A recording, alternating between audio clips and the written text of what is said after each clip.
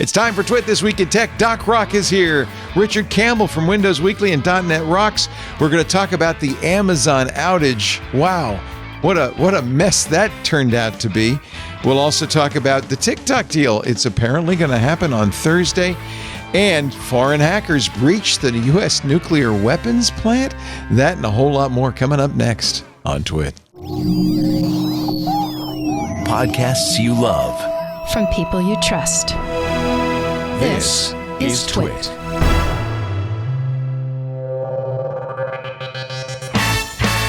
This is Twit, This Week in Tech, episode 1055, recorded Sunday, October 26th, 2025.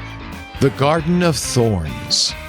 It's time for Twit This Week in Tech, the show where we cover the week's tech news. We were going to have Stacy on the show today, Stacy Higginbotham, but she's on an island in the middle of the Pacific Northwest, and there is no power.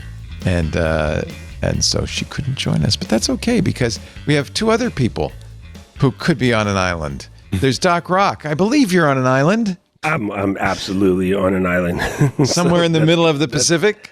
Doc, it's great to see you. We used to say that in the radio station. We used to say somewhere in the middle of the Pacific Ocean in a little grass shack. That was our Do you ever tagline. get island fever? Like, do you ever freak out that you're in the middle of the Pacific Ocean, thousands of miles away from civilization? No, because I'm a very weird. I'm going to say something that nobody believes, and it took me a long time to convince my family, but I am broken. I am 100% fearless. The only thing I'm afraid of is rats, because I grew up in the East Coast, and them suckers is huge. It's sensible, because they have no fur on their tails. That's creepy. So growing up in a house with a bunch of scared people, like, I just went out of my way not to even think about things like that. So I'll probably be the idiot that dies first when the zombies come, because I don't have a fear muscle. Nothing scares him. With us also from Utrecht in Holland. Am I saying that right, Richard Campbell? Well, this is not the state of Holland, but it is the Netherlands. So wait a minute. Now I'm really confused. Oh, yeah. In my youth, we called it Holland, right, but it really is the Netherlands. Yeah. There are multiple provinces of the Netherlands, one of which is Holland.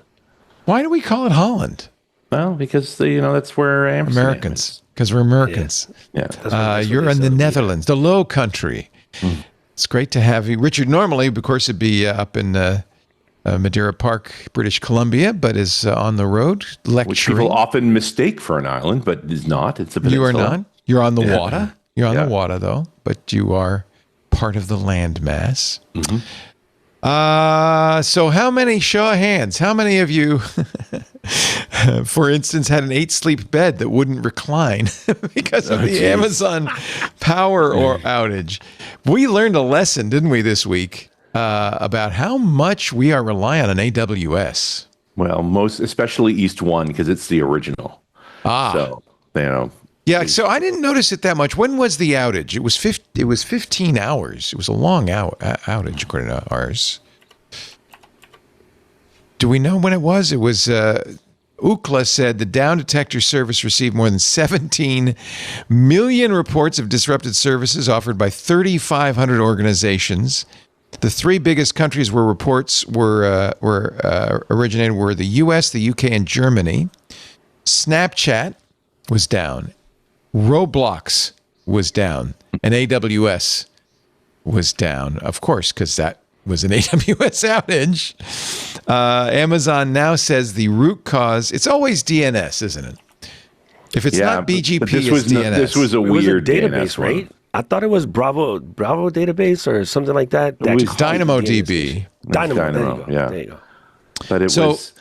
Get two different instances of the DNS writer running at once, because the first one ran too slowly, so it kicked off another one, and then that one overwrote the old one overwrote the stuff from the new one.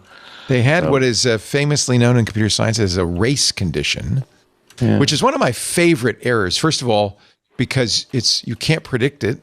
It's kind of chaotic. It's when two threads, two processes race each other, and it's unpredictable who's going to win the race, so the settings are conflicting.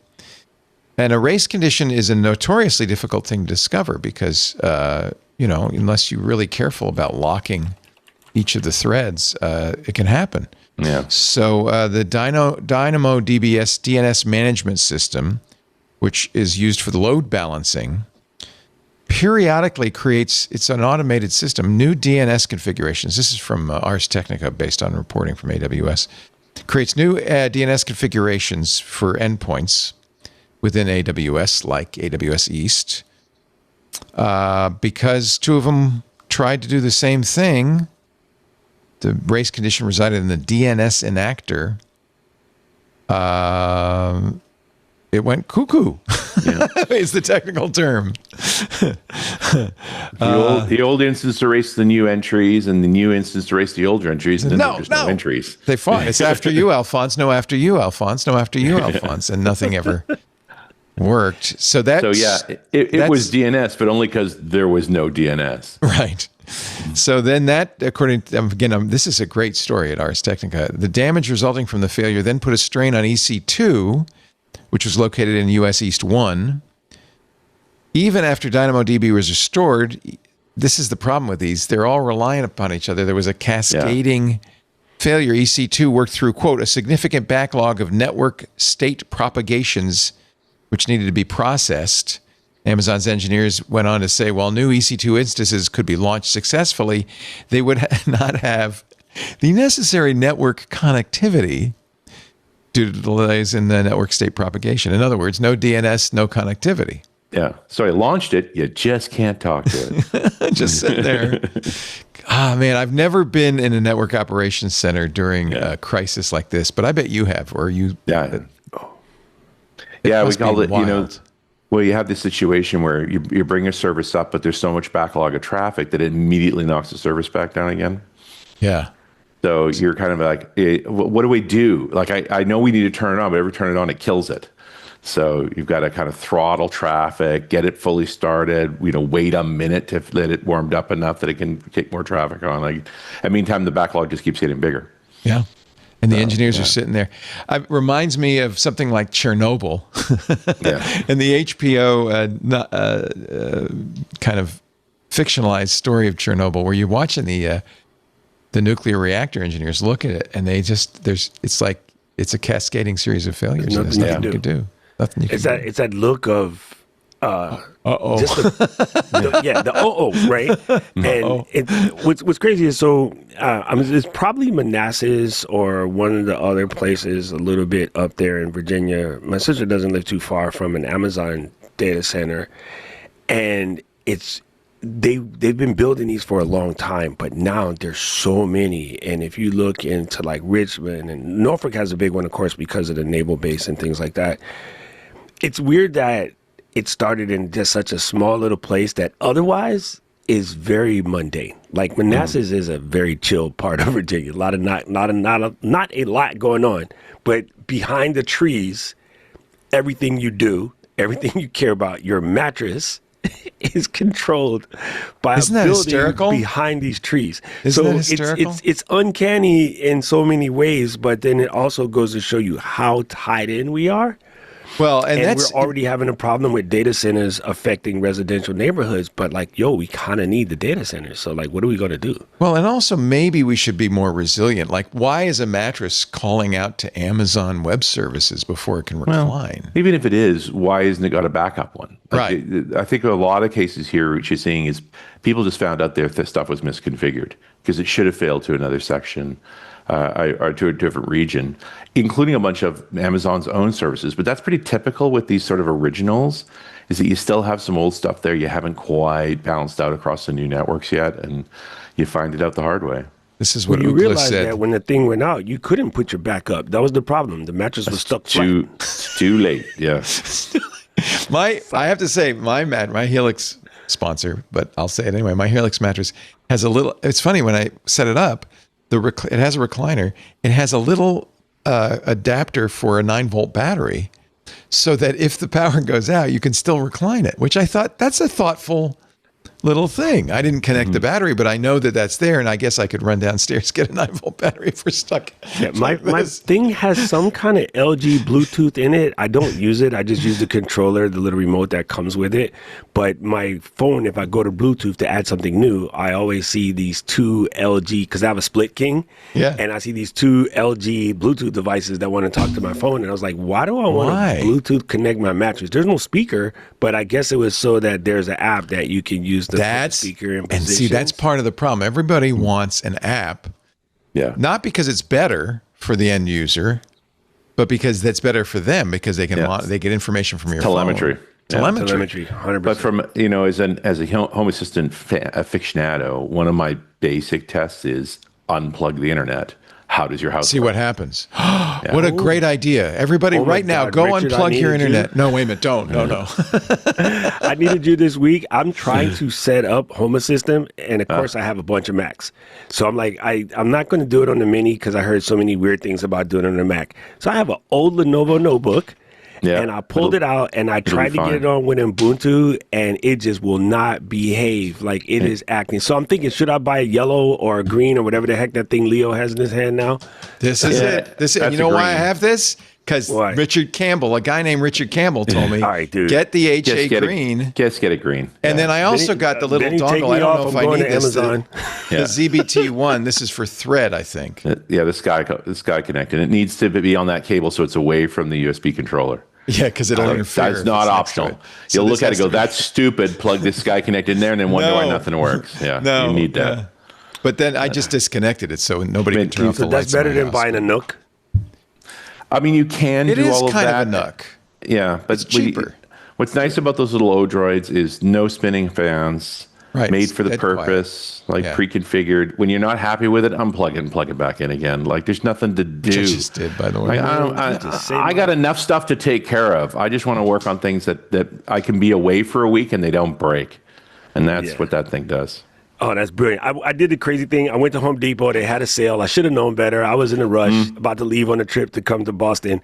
And I bought 40 Wiz bulbs because my other ones were slowly starting to die. And Apple Home and Wiz are not friends. They're not friends. They hate each other. They're like HA is your bridge for all of that, right? Like, and then you have an HA app on the phone, right? And that's what your master controller now. It's not the prettiest app I've ever seen. Well, you can make it prettier if you care. I've seen people do, kind of dashboards on tablets and stuff. They hang on the wall. They're things to do. Yeah. So you nailed it, which is that US East 1 is the oldest AWS endpoint. And so there's this is what Ookla said. The affected US East 1 is AWS's oldest and most heavily used hub. Regional concentration means even global apps often anchor identity, state, or metadata flows there. Yeah. And when a regional dependency fails, as was the case in this event, that impacts worldwide because many global stacks go through Virginia at some point, just as you said, Doc. Behind those trees, the whole world is even Germany is being controlled. Because you can hear that sucker and you can feel it. It's not that you can hear it. The hearing part, it depends on how old you are. But you can feel it, like your bones vibrate? Kind of vibrate. Yeah, because of all of the air fans that are going at one time. A lot of the subsea cables across the Atlantic land at Reston, Virginia. So that is where the internet comes from Europe into the U.S. And so that's why data centers get positioned there, because you're close to the backbone that stretches across the ocean. So good on Dan Gooden. I'll give him credit. Very good piece in Ars Technica explaining the whole thing and the dependence we all have on AWS. And I guess we learned a lesson. All this happens from time to time. In fact, inevitably, I'll hear from the people say, see, this is why the cloud is a bad idea. I don't think that the cloud is a bad idea. No, this is misconfiguration on the customer's part. You need to be able to not have US East in your life. You need to have any given center not be in your life and you still function. Yeah. Or you're not credible. Like, that's what the job is to, you're building resiliency, and resiliency means I don't care what center's down, we still work. And degrade gracefully, right? At the minimum, those beds response to I can't connect is to go flat. Yeah.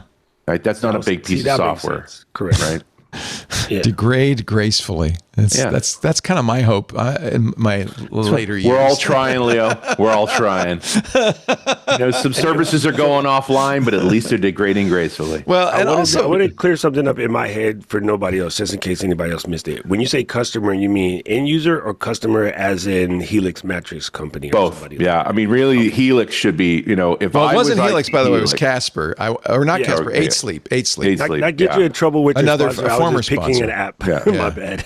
But if I'm the 8Sleep IT guy, part of my job is to Now know you what have a happens lesson. when something offline. Yeah. Right? Yeah. So as the old IT guy who's been through this a few times, when I look at what's going on in here, it's like, this is a configuration failure, right? I don't even know what's gone wrong with Amazon, but for my responsibility to my company, I should not be subjected to that. My configuration should tolerate it. We are an interesting situation. I think we talked about this. Maybe it was on MacBreak Weekly or Windows Weekly. Richard, of course, a regular on Windows Weekly with Paul Thurrott. But single point of failure is kind of what's going on right now with the EU, with the courts, with Epic, with Google, with Apple. The choke point is the App Store. And we've set it up now that these most important computing devices in our lives, which is our smartphones, whether it's Apple or Android, essentially are controlled entirely by an app store, which is controlled by a single entity, which means that entity is vulnerable, whether it's to the U.S. government or to the EU. Cory Doctorow has a good piece on this. The Mad King's Digital Kill Switch, he called it in his Pluralistic blog. Cory's really a master of the language. But what he's talking about is this is a kill switch, in effect, for any government that can go to Apple. It's certainly a kill switch for Apple. Google, historically, Android has had kind of a back door because they've allowed you to sideload. But Google, in the last month, has started to change that by requiring that even third-party apps, the developers have to be notarized by Google, have to be approved by Google. So even F-Droid and these other third-party app stores will ultimately be routed through, in effect, Google. And Google has a kill switch now on everybody, on every app running on Android, just as Apple does. And while I trust Apple and Google, well, I sort of do. I mean, this comes up, and Cory's reminding us about Apple and Google both pulling down ICE apps like IceBlock. Apple also removed an app that didn't tell people where ICE was, but merely recorded or stored videos of ICE in action.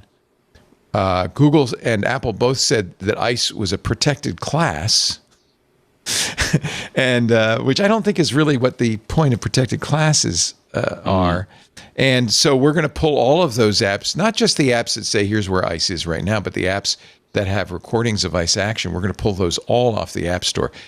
And he says that's the problem now. Is he's again, and I'll say Cory is outspoken. He says, of course, iPhones can technically run apps that Apple doesn't want you to run. All you have to do is jailbreak your phone and install an independent app store. Just one problem, the U.S. trade rep bullied every country in the world into banning jailbreaking, meaning that if Trump, a man who never met a grievance that was too petty to pursue, orders Tim Cook, a man who never found a boot he wouldn't lick, okay, this is a little over the top, to remove apps from your country's app store, you won't be able to get those apps from anyone else. That is a single point of failure. And I think it has the same kind of fundamental flaw that we saw here with AWS. When you have a single point of failure, you're vulnerable. Now, I got to tell you, that this is my month in Europe traveling. I've been in Lisbon and Oslo and Stavanger and Trondheim and now in the Netherlands. I've never seen so many people talking about how do I be independent of American cloud products. Of big tech. Yes. Yeah. Not just cloud products, but big tech in general. They're very concerned about U.S. companies because they're watching U.S. company behavior right now and saying, my employer doesn't want me to be subject to this. Yeah. That's a weird thought when you think about it. And it's weird because like we complain every day in the office, don't tell Ken and Glenn, but they were like, we're not going to do any like ECAM email on Google products. So we use like a Rackspace thing, which that drives me crazy because it's missing all the cool stuff that, Gmail has. And of course, like now I use Notion Mail as a killer client. I can't use it with my ECAM mail account. So I still have to depend on Apple Mail, which just irritates me. We're funny from the Apple guy. And now, when you see stuff like what's going on right now, you kind of get it. Like they're what was paranoia to me 5 years ago kind of makes sense. It just seems like you see this coming from a whole bunch of places, and I'm hearing more and more people say that, like, how do we get to this particular point? Even to the point where Jack from Patreon is like telling people put their phone down. I'm like, wait, Jack, you make all your money from people being on their phone, but he's like, yeah, some of y'all need to chill out. Corey talks about, I remember when Russians stole Ukrainian tractors and drove them to Chechnya, but they were all John Deere tractors. And so Deere remotely bricked them, which he says a lot of us cheered that high-tech comeuppance. But when you consider that Donald Trump or another government could, well, I guess not another, the U.S. government could order Deere to do this to all the tractors, this gets a lot more sinister. We talked about this during CSAM. It was a very similar kind of, process. Yeah. Like, any one company can just, especially when you consider the current administration and you consider what they were trying to do with CSAM, and they could be like, look, well, we're going to stop your, such and such merger if you don't just like completely blend the yellow and black sites from all devices that you made. So did we take a wrong turn in technology by allowing this, or it's not too late, isn't it? I mean, I guess I could use open source software. I could use Linux. There aren't any really good open source phones. People have been trying. The Fairphone is close. Yeah, but it's are there ways? We've had periods where we've had more open source options and so forth. Of course, there's ways. There's no reason we couldn't start jailbreaking again. It's just most people don't want to work that hard. The App Store is awfully convenient. Right. And the resistance to jailbreaking has got more to do with enforcement than it has to do with technical problems. Right. So it all depends on where we get to on this, but it has people thinking twice about an awful lot of their dependencies and just saying like, what are we prepared to accept? Yeah, it's just as this AWS outage probably did the same thing for a lot of companies. Yeah. The reality here is multiple cloud would have helped, but it wasn't actually the problem. Multiple region is all you actually needed. Right. And I just wonder how many of those IT folks thought they were multi-region and only found out when the most important region went down, oh, there's one service only in US East, and then nothing works. Wow. And that's typically an authentication engine, any of those things. Oh yeah, no, like I said, there's a big configuration wave coming here because you just found out what sole dependency you had on US East, including a bunch, I think, of Amazon services themselves. Like it wasn't just the products. I mean, okay. So there's a way out. We're not stuck in this. No, I mean, like I said, it is a reminder you haven't tested sufficiently. The problem is often that convenience overrides. I see what you did there. I know. I do it all the time. I catch can't myself. do that anymore. Convenience it cracked me up it overrides. Convenience overrides prudence. Mm-hmm. It's just more convenient. It's easier. It's simpler, and so people often kind of by default choose convenience. It's in a way another way of talking about the tyranny of the default. It's just 100%. Here's the exact way it is. Example. Here's the exact example. So I'm sitting here Sunday night and I'm ready to publish a YouTube video. And yeah, it's kind of late because we had family stuff. It was about 10 o'clock. And I've been on Photoshop since version 1, like before it was an Adobe product even. And I make my thumbnails for YouTube in Adobe Express because it's just easier, right? Like I could absolutely do it in Photoshop. And I was trying to do some edits and like the page started tripping. And I was like, what the heck is going on? So it got to the point where I actually went on to Threads and X and I said, hey, Adobe, like what's cracking with Express? Like it's absolutely not working. And they were like, oh, can you check these endpoints for us? And so that was the beginning of the spiral. And then as I, been on the net longer, my YouTube video didn't upload, which never happens. Like it always uploads and it's done. And I was like, this is really strange. But then I found out, when I woke up the next day that, basically the East Coast was like, we're not sending any data this way. But it's funny because all I had to do was just close Express and go to Photoshop and finish my dang thumbnail. It would have taken me 10 seconds, but I got stuck as a computer person trying to solve the problem instead of going to my failsafe, which in a way it goes to what Richard said about a configuration problem. Even in our heads, something as simple as, this is not working, let me stop, let me go grab the 3/16 because it works just as good as a 13 millimeter if you jiggle it right. You sit there, you try so hard to make that 13 millimeter work, and it's like, bro, grab the 3/16. You're not jiggling it right. That's not I'd rather go to the store and buy another bit, right? Like, 100%. 100%. Yeah. I never tried that. I'll have to try that. All right, well, let's take a little break. One more kind of footnote to that. Thursday, this morning on CBS's Face the Nation, Treasury Secretary Scott Bessent said Thursday that Trump and Xi will consummate the TikTok deal. I hope they don't do that in public. Who gets prima nocta in this little story? I don't even know. That's a good question. Yeah, no, it's not. It's who's awful. the virgin is the question. I'm even sad I brought it up. I apologize. That's all right. Most people don't speak Latin, so you're safe. So I guess we'll find out Thursday exactly what the deal is. I know what the U.S. has said the deal is, but China's never said that's the way it is. So we'll find out. The outlines of the deal are that TikTok will be in the United States 80% owned by non-Chinese, but not all American investors. That the data will be stored in the U.S. on Oracle servers. This is Project Texas. That's been going on for some time. And that TikTok will now move to a new app in the U.S., the U.S. version of TikTok. I don't know what it'll be called. There's some question in my mind about whether TikTokers will care enough to move or, and I'm sure that. Really going to convince 100 million kids to change a class? Yeah, I think that's not. Interesting. I mean, my son who started, TikTok really made his career, started on TikTok, but was wise enough to also have a presence on Instagram. It's not as big, and on YouTube, it's not as big. So he's on all, as one should be, as we are. You should be on as many platforms as possible, right? Be everywhere your viewers are, right? You would agree with that, Doc. I know you're a 100%. YouTuber. Yeah. And I agree that he put some kind of crack in them pickles. Buy more pickles. I am an investor in the pickle business. Bro, I ate way too many of them suckers. I talked to Saul Hank the other day. He said, I don't think the pickle business is going anywhere. I said, son, that's my... Dude, that's my investment. That's my investment. Can you transfer it over to the sandwich shop? Because that's going great. No, Dad, you invested in the pickles.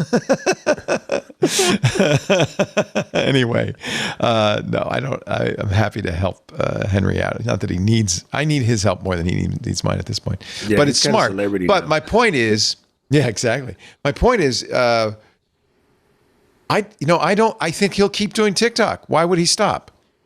He's already on Insta. And if there's two TikTok clients, so you post on both. Will you be able in the United States to post on the Chinese, or it's not question. Chinese, the global TikTok? Yeah.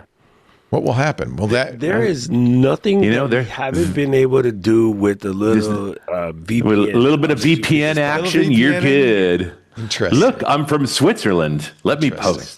Yeah. There'll be some Raspberry Pi that's like splitting your apps based on blockage. I should ask him. Just ask every teenager in Australia, every kid in the UK. Oh, not in Australia. December 10th, they're not allowed to use social media if you're under 16. My goodness. Whatever how is that going to go? VPN will I do? How is that going to go? Can you imagine taking a 15-year-old who has a very elaborate social life curated on Instagram and Meta and Snapchat and being told by the federal government, the government in Australia, no, you've got to abandon those accounts. Their suggestion, by the way, they have a whole page of ways to wean your teenager off of social media. Their suggestion is have them schedule regular phone calls with their friends. There you go. Like it's 1973. What the hell? What? The checklist is very short. Select a VPN provider. Configure account for another country. So that's a good question. Which VPNs are publicly traded so we can make a little loot? This might be the time. December 10th is the cutoff. Put a couple of dollars into each of them because they're all going to do well. Last week, Harper Reed was on the show and is a hacker. He said, that's how hackers are born.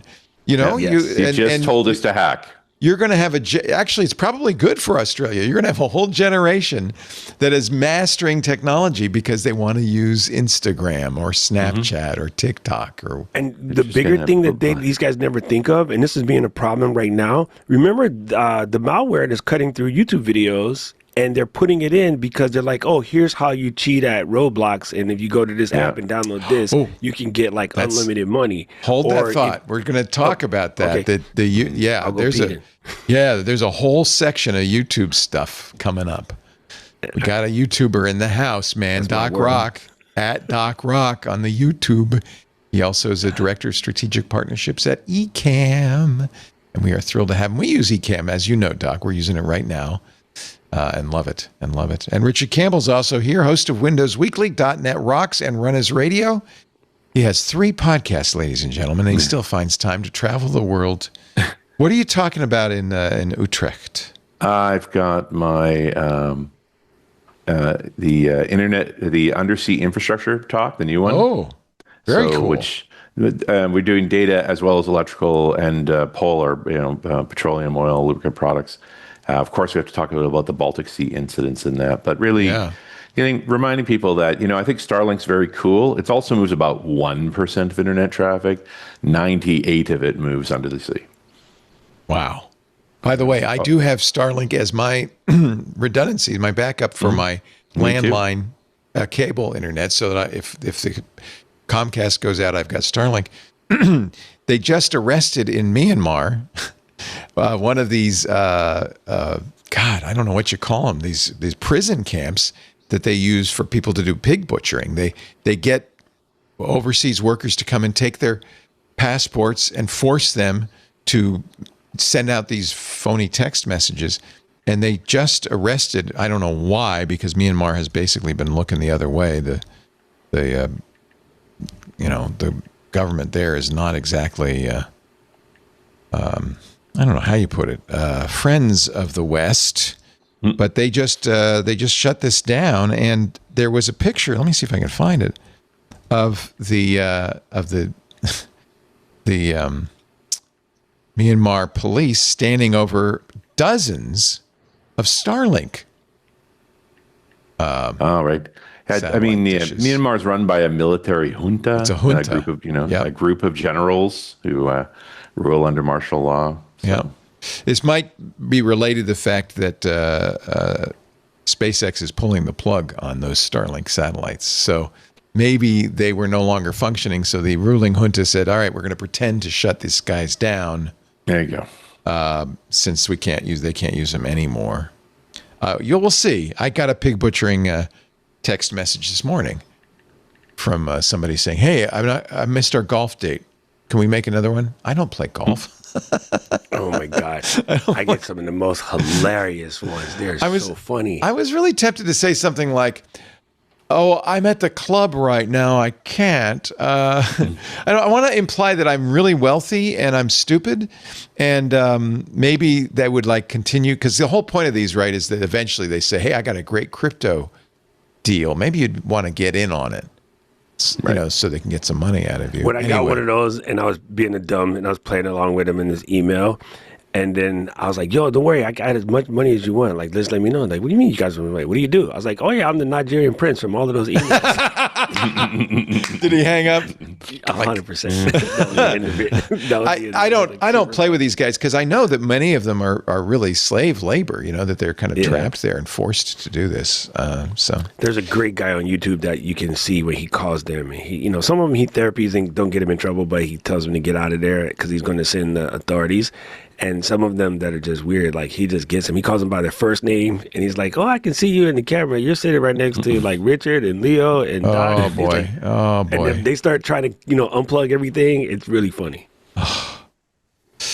All right, let's take a little break, and we will come back. We'll talk about the 3,000 YouTube videos that are malware traps. Holy cow. Holy cow. In just a bit, you're watching This Week in Tech. We're glad you're here today. Our show today brought to you by Deal. New sponsor, want to welcome them to the network. If you've ever wanted to hire an engineer overseas, get really excited. Here, this guy's really good, really talented. And then realizing that hiring an overseas worker is harder than getting your VPN to connect in your hotel Wi-Fi, then you need to know about Deal. I mean, there is a lot to do. There's entity setup, there's local payroll laws, compliance loops. It's a total nightmare unless you use Deal. Deal fixes it. One global AI-powered platform that lets you hire, onboard, and pay anyone, anywhere, fast and compliantly. No third-party vendors, no duct-taped integrations, no jiggling the 13 millimeter bit, trying to make it fit a 15. Just one clean system for HR, IT, and payroll that scales with your team. Sign up new hires in minutes, ship their devices, grant system access, and run payroll in 100+ countries. Think of it as DevOps for people operations, global infrastructure that just works. The CEO of AirWallX said it best. He said, quote, Deal lets us hire and support top talent anywhere without slowing down. See why over 35,000 companies trust Deal. Visit DEEL.com/TWIT. That's Deal.com/twit. DEEL.com/TWIT. Welcome, Deal, to This Week in Tech, and we thank you for your support. So, Doc, tell us this story. 3,000 YouTube videos. How can a YouTube video be malware? Because what they do, so the video basically says, like say you're playing, Wii Farm or whatever, and you want to get free farm berries. If you go to the link in the bottom, you can download this app, and it's going to give you the hack, right? And it's a Dropbox link or already, insanity. But when you tell kids that their worth is based on how well they can play some particular game, Call of Duty, Roblox, I forget the other one that just went out of my head for a second that my nephew plays with constantly. Minecraft, there we go. How could you forget Minecraft, my friend? I have no idea, bro. I am almost 60. That's how. But you tell these kids that their worth is based on how well they play these sort of games or whatever, right? And at some point in time, they're like, okay, I need a leg up. And that's how way back, when we first had the App Store, you was having parents with $1,200 bills of buying Smurf berries from some, weird app. And this is terrible because people don't know this stuff, and they didn't grow up like us where we were tech savvy enough to know you don't get, when someone says, hey, you can get the whole Star Wars movie if you click this, we knew better. Like, that wasn't the move. You went to LimeWire or some torrent site, but you didn't go to these other sites that promise to hook you up type thing. And unfortunately, as smart as they are, and these are probably 8-year-olds, they're 10-year-olds, they're kids, they're really little kids, and that's so. It's been codenamed the YouTube Ghost Network by Checkpoint. Google has removed a majority of these videos, but it's like a whack-a-mole. You remove them, but 1,000 more appear immediately. They've been doing this for years, since 2021, according to this story from the Hacker News. It uses hacked accounts. So it's taking legit accounts that probably have some reputation and replacing the content with malicious videos. What looks like a helpful tutorial, according to Checkpoint, can actually be a polished cyber trap. All right, well, teach your kids, I guess. I don't know what do you do? I mean, I'm kind of surprised their tools can't do things like it walks you through how to disable Defender so it won't actually block it. Oh, Lord. There's some pretty clear cues. It says if this video is telling you to do this, this is not a good video. The problem is, it's not just the kids don't understand this kind of stuff. So many of the parents don't understand this kind of stuff because we all know when we were coming up and we were the nerds and you would try to help your friends and tell them, these are the things that you need to know. They would always say like, I don't want to know that kind of stuff. I just want to turn it on and I just want to use Excel and I want to do my files. I want to cut it off. And I'm like, no, it's not like that. It's like saying, I want to drive a car and not know how to change a tire. But then would it help if the kids weren't using AAA. Would it help if the kids didn't use Windows or if they were using a Chromebook or an iPad or something that these stealers don't work Unfortunately, on? the graphics cards don't work well enough on those sort of so machines. they I mean, have to okay, use let's put it Windows. this way. You and I both know the best gaming machine in the world would probably be a Mac, but because it's a little safer. But Right. we don't even have the graphics capabilities for the way the games are written, right? We are perfectly fine in Final Cut and After Effects and, folding And most of the proteins. time, the reason these things work is because it's not on the kid's computer, it's on dad's computer or mom's computer, because these are info stealers, they're crypto stealers. The kid doesn't have anything worth stealing, but usually the parent whose computer they're using does. And if you have your house network set up in a way where you haven't set up a good VLAN point. for your kids, Yes. if it gets on the kid's Segment the computer, kid. it just went out. Yeah. So like, my niece could be on her own little VLAN. Ain't got nothing to do with the rest of us. Like I can That's see smart. stuff and I can control it, but she's in the VLAN and she's smart. But even her, she recently had a friend send her a message in the text saying that they lost their phone. This is their new phone. Keep this number and I'm trying to send you this thing on IG, but it won't let me tag you. What's the password to your IG account? And she did it. And she called me like 2 seconds later. Was She like, knew. I think I just did something dumb. And so she lost her whole entire IG account and had to start all over. And this is at 15 with the nerd uncle who taught her all of this stuff. And she still got caught up in the emotion of helping out a friend who obviously the person who was, setting them up knew their whole little team Sure. and like who's doing what Sure. and that their friends are having problems with their parents or whatever because they're, let's say alphabet and, parents didn't like that. Right. And yeah, so they played them 100%. And I'm like, and so thinking about what Richard said for these kids playing the game, imagine these guys are getting smart enough, especially on TikTok, where a lot of it can just be in the chat and the TikTok, right? You put in some, cosplay girl that has way too impressive body parts for the age group, but the boys that are watching it are 13, and they see the QR code that comes up and says, if you do this, you can get better on Fortnite. They're just going to screenshot it, go there, download that thing to their phone, and then connect it to the house Wi-Fi, and then now they got everything. Like, this is legit what they can do. Wow.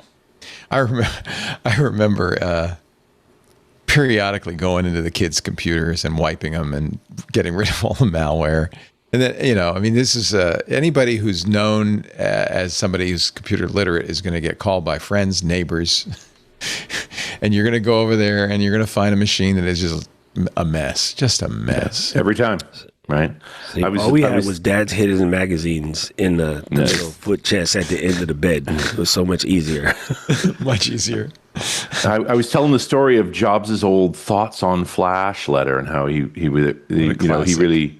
Yeah, and it was because the Flash was killing the iPad for battery. Like, this is never meant for that. But he was also, part of his complaint was the old browser plugin model was a catastrophe for security. Yeah. And whenever Still I talk about is. that, yeah, and people are like, I don't remember. It's like, do you remember every Christmas going over to your parents' place and replacing their address bars? Because every address bar had been malwared out. They Every have one of them. Bonzi Buddy on there. And Right.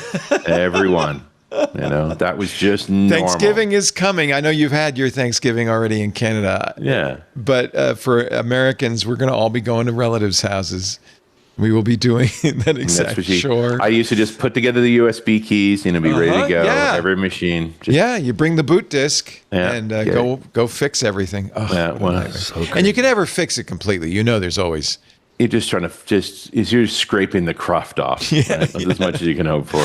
It's probably how dental hygienists feel every 6 months. We're going to do it our best, but if you don't floss, we can't help you. Yeah, what are they going to do? Cover story. I don't know if you saw this, Doc, on the Hollywood Reporter cover story. The over 10 trillion served, and it's I think the only one I recognize here. These are obviously all huge YouTube stars. Is Marquez Brownlee, but you probably recognize a few more of those. Yeah. And Trixie's over there holding Trixie the with a camera. wig. That looks like Trixie. Yeah. That's a big Like, wig. it's so this is so impressive right now. I have recently been like, I coach YouTubers who are trying to get their channel together. Most of them are Gen Xers, and I told them to do an exercise for me because they're still stuck on, our generation is very stuck on trying to get it perfect. Like, everybody wants to look like Leo, right? They want a nice setup, they want all this stuff. And I'm like, It's nice of you to say so. I wish I looked like Leo. I said, hey, go to your history and look at what you watch when you're watching on television. You don't care.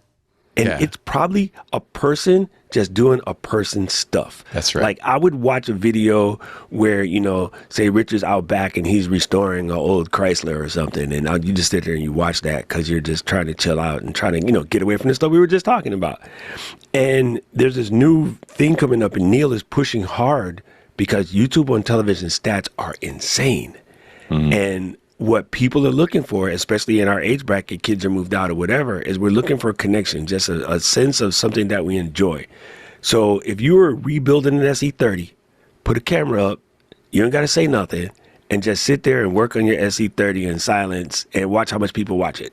Like, it's kind of nuts. You'll find 500-600 people staring at you try to put together an old SE30. 20 If you happen to talk, you'll double that amount of people. 20 years ago, this was the first YouTube video uploaded. All right, so here we are in front of the elephants. The cool thing about these guys is that they have really, really, really long trunks. The first YouTube video. Just some guy at the zoo. It was a dating app first, right? Huh? It was a dating app first. Oh, is that the plan? Okay. That was the plan. This is one of the founders, Jawed Karim.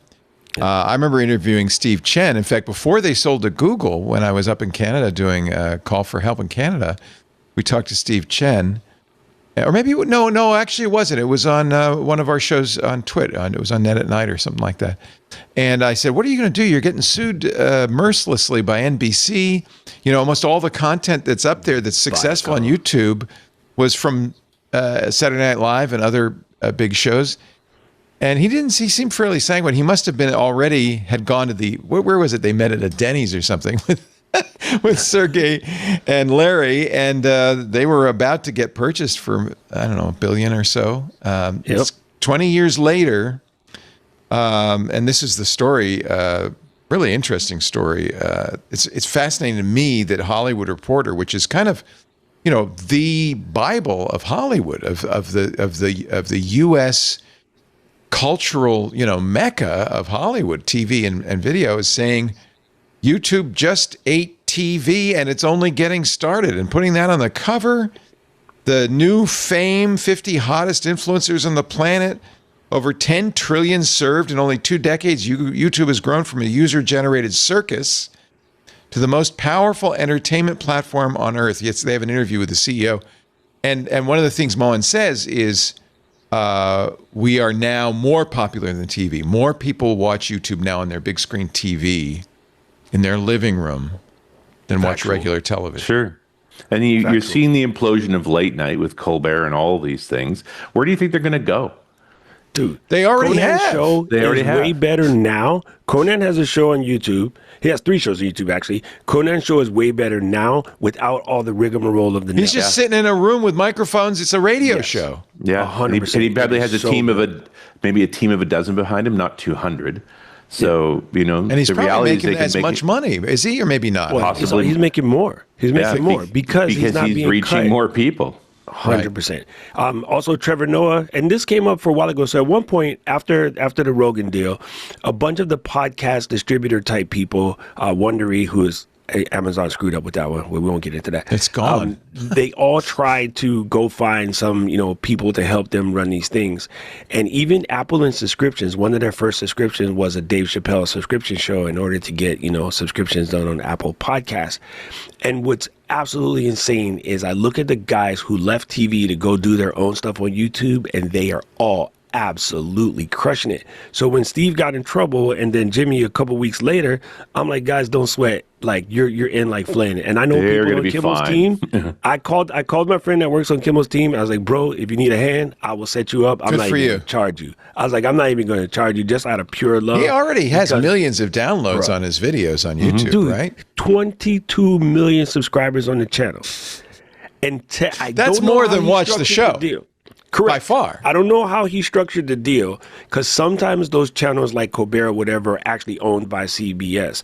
Sometimes they're owned by that person's production company who is a part of the process. Yeah, but people, I got to tell you, is part of the production company. People don't watch the Colbert YouTube channel because it's owned by CBS. They watch it for Colbert or Jimmy. 100. Yeah. So all you have to do is create your own, and people will go to it. Yeah, 21.6 million I'm sorry, I didn't mean to play it. 21.6 million subscribers. Yeah, he doesn't need ABC. Nope. He can make another one tomorrow. You know, one of my clients, Ecamm users, they have a TV show on FanDuel Network and part of Prime Video, and it's called Foul Territory, and it's basically a bunch of ex-MLB players that talk about the game today. And they are phenomenal. And I know what they sort of spent to build their studio because, well, it runs on Ecamm. It's not dissimilar from sort of what you do. But they have so many people watching this show because you're not just these weird pundits that never played the game. You got ex-ballers sitting here talking to you, telling you this kind of stuff. And, you know, they can bring, because of their connections, they can bring in current players. They can bring in current managers. I think it's really interesting that Conan did not try, you know, what right now is going on with Colbert and Kimmel and all the others is they're taking clips from a traditional Tonight Show set and just putting the little clip up. Mm-hmm. What I thought was really interesting that Conan did not attempt to recreate a Tonight Show. He is doing a radio show. They're just sitting in a room with microphones.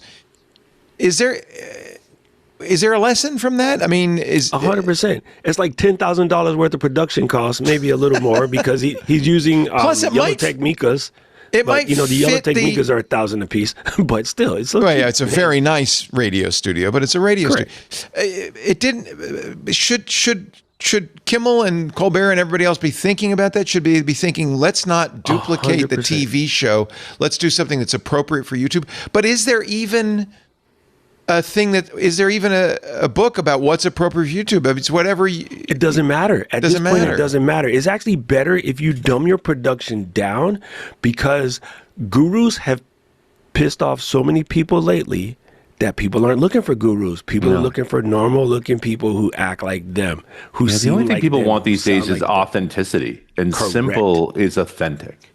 Yes. Yeah, it could be Conan O'Brien driving a car with Kevin Hart. Remember, Jerry drove everybody around to get comedians coffee. in cars with coffee. Dude, those are the best conversations. Yeah. Those are some of the best. Was that a TV show or was that a YouTube? It was a Netflix show. It was Netflix. Yeah. But it could have been a YouTube show. I mean, it really was the YouTube ethos. It was short. It was funny. Oh, and we just need to add one more touch point. Guess who is starting to do podcasts on their app? Netflix. There will be Twitch channel on Netflix, bro. Wait a minute. They're putting us on Netflix? Well, you're going to do it. Well, not you, Lisa. You didn't do anything. What's this all about? Don't worry. Lisa will tell you soon enough. Thank God Lisa's going to do it. Look, I know my sister. She probably already got people on the phone. Hey, we need a slot. We need to be on this. Trust me, Lisa got it handled. You just keep doing what you do. You just show up and look cute, Leo. Yeah, Netflix is dropping podcasts because, again, like Neil is right, or Mohan. I can call him by his first name, but he's my buddy Neil. They are crushing it, and he told everybody last year, and everybody doubted it because they can't believe it. Last January, 2025, the report was over 1 billion hours of podcasts served on TV, not phone, not car, not Samsung refrigerator, just TV. Because when you're at home and you got to vacuum or clean the house or sort your CD collection, you just put it on this TV. I put Andy and Alex and Leo telling me that I do not need to buy a new Apple Vision Pro. Your oven is fine. By the way, that's true. I felt some kind of way about this conversation. Yes. But I'm cleaning the house, right? Karen is like, dude, your area is starting to look a little effed up. Can you straighten it out? And I just put the boys on and I'm doing my stuff. You know, and Karen's like, why are you always watching your virtual friends? I was like, I actually know these guys. It's not my virtual friends. You actually literally know us, yes. Yeah, she's making fun of me because, like, I'll be yelling at y'all. I'll be saying, that ain't right. You said that wrong, Andy, damn it. You should call in. I got to get a hotline, little red phone here that I can say, wait a minute, Doc Rock's on the line. What is it, Doc? You were wrong. And That's so a good the other idea. one that I want to make sure I point this out because it means the world to me. About 3 or 4 years ago, when my father-in-law got sick, and Mom's was just spending a lot of times in the house by herself, and she's watching TV and was nothing really on, and it just allowed her to fester because she couldn't keep her brain entertained. I told her to stop watching Food Network because she was overcooking because there's nobody in the house because Dad was interesting. Right, so she was overcooking and just making stuff, and then the amount of leftovers that we were getting, and she can cook. It's not bad food. Like she's Okinawan, she can cook. Yeah. Well, I was like, Mom, check this out. I bring up the YouTube button on the phone. I mean, on the remote. I was like, here's on the Sony. Press the button that says YouTube. She goes, I don't watch YouTube. I was like, lady, just listen. And I take her to the channel, and I showed her where all of the Okinawan programs are. Old movies, old music, things that, remind her of home. Then I showed her all of the Japanese shows. And then she's like, I found this really good Okinawan TV show on YouTube. She says YouTube with an N. And then, she's watching all these videos. Lovely. And then she's like, I was watching the Japanese show, and your big head popped up on my screen. And she said, you were live streaming. And I was like, yeah. And now some of my students, like when they're making their videos, they talk to her. They say, hi, Baba. And she has conversations with my friends who are streaming because she thinks that they can, hear her. And, it's always funny to her that they call her out. But she watches YouTube religiously now because she can do it what she wants. Her interest graph, right, is that long tail of Okinawa and, Japanese cooking shows. And she's good. Should I be doing just now? This has nothing to do, and I apologize to our audience who probably want to hear us talk about actual stories, but should I be doing anything differently, Doc? As far as what you're doing now, no, you're fine because you're putting out long content. And the most important thing right now, because the world is getting sick of AI slop, and I want everyone to hear this. If you're thinking about it, you've been scared. This is your opportunity. The world is sick of AI slop. People are looking for real deal human connection, just like Richard told you a little bit ago. People are looking for real people just doing real stuff. And if you make long content about whatever it is you're interested in and just show up in your most authentic self, you're going to be fine because that is what everybody is starving for right now. 100%. That's why I think you're right. People sleep on Twitch. To be honest, that's what I said to myself 20 years ago when I was a refugee basically from TV. And we very early on decided to do live video, which at the time was a great expense and a lot more technically difficult. And nobody was doing it in podcasting. They were all audio. But for some reason, I have you down as sort of like DJ Kool Herc, where you were the reluctant pioneer. And most people who watch hip hop today have no idea who DJ Kool Herc was, but he basically started what we know as most people watch today. Podcasts and YouTube don't have no idea who I am. So and I'm like, you're seriously one of the OG pioneers. Tim Stewart told everybody at the Podcast Awards that you are. I saw Tim say it out loud, and I'm like, Tim Street, I mean, Tim. Yeah, I was in the room. Yeah, I remember that. Yeah, like you were definitely one of the first. Yeah, he was early on. He was the inventor of French Maids TV, which was just funny. Probably it wouldn't fly today, but it was young women in French maid costumes, not overly sexy, just regular French maid costumes, just explaining how things worked. It was an interesting concept. Tim's very it was Benny Hill explanation. Yeah, it was Benny Hill explanations. I think this is a very interesting time we're in. Will people stop watching? What's the future hold for Netflix or network television even? I think Netflix is smart because they're figuring out things. They're bringing in games. They're bringing in podcasts. They're going to bring in live streams. Netflix is going to try to catch back up, and they will be Pepsi. They will just stay second place and kick butt in second place. Which is not bad. The other players are losing their cookies because they're spending so much money. And, this article points out that YouTube has spent more on content than Netflix and Paramount combined, $32 billion last year. Correct, because they pay all of us. That's they're not really spending money. Like, they're not saying to a producer, here, make a movie on this subject. They're just paying YouTube creators. They did try that, though, at one point. YouTube tried to I remember they did try that, and it was a failure. In fact, I remember some big Hollywood guy coming to us saying, you should get in on this. Didn't they put out like $100 million? You should get on this, $100 million they're giving away. And I said, the other thing that occurs to me is that YouTube's put the adpocalypse behind them now. They fell apart a few years ago. That's a good point. When their top people were doing inappropriate things and scaring off advertisers. And that seems to have just gone by. Like, I think the world has gotten crazy enough that what used to be adpocalypse worthy is just Wednesday. People Yeah. are also self-censoring themselves YouTube on has YouTube a new now. play. Sorry, Benito? People are self-censoring themselves. That's why we get weird words like unalived in the lexicon now. Yeah. Exactly. You get unalived. So let me explain one more thing to you real quick. YouTube is doing a test right now that I know exactly what they're doing. And it's funny because people are like so happy. So if you're watching the video on YouTube and then, sorry, Leo's about to do an ad read. Which and I you're am. watching it later, you can press Yeah. a button and skip over that ad. And yeah. Even my you know, ad reads, they can do that? Yeah, now, because what's happening is the AI is detecting where the ad reads are. Oh. So that you can skip over the ads that are you That's getting okay. paid directly, but YouTube gets no money out of these ads, right? But all they're doing is training the AI so that if you're on YouTube and the person is watching without a paid subscription to premium, I will add an insert point. Do right they there. stick their ads over our ads? Not yet. That's coming. Not yet. But They don't make any that's money. What this test is So for. that's a really good point. They don't make money over the interstitial. They call them interstitials. The ads that I read, Yes. they don't make any money on. Yes. They make money on the ads that they put in. So Yeah, it's the only a better matter way of to time. do If it- they can see our ads, then they're going to put something else on top of it. So for YouTube, and in future in general, the better way to do it is instead of doing an ad read the way you currently do it, you do an ad read in a sense the way you do when you talk to me about your love for eCam. We're just having a conversation. Yeah, but And I don't do people that. get And the vibe. I know you don't. This is That's what's hard to get because to, though. that's a crypto ad. That's a hidden ad. Yeah. And by the way, it's also illegal under FTC rules, but I think it's also deceptive.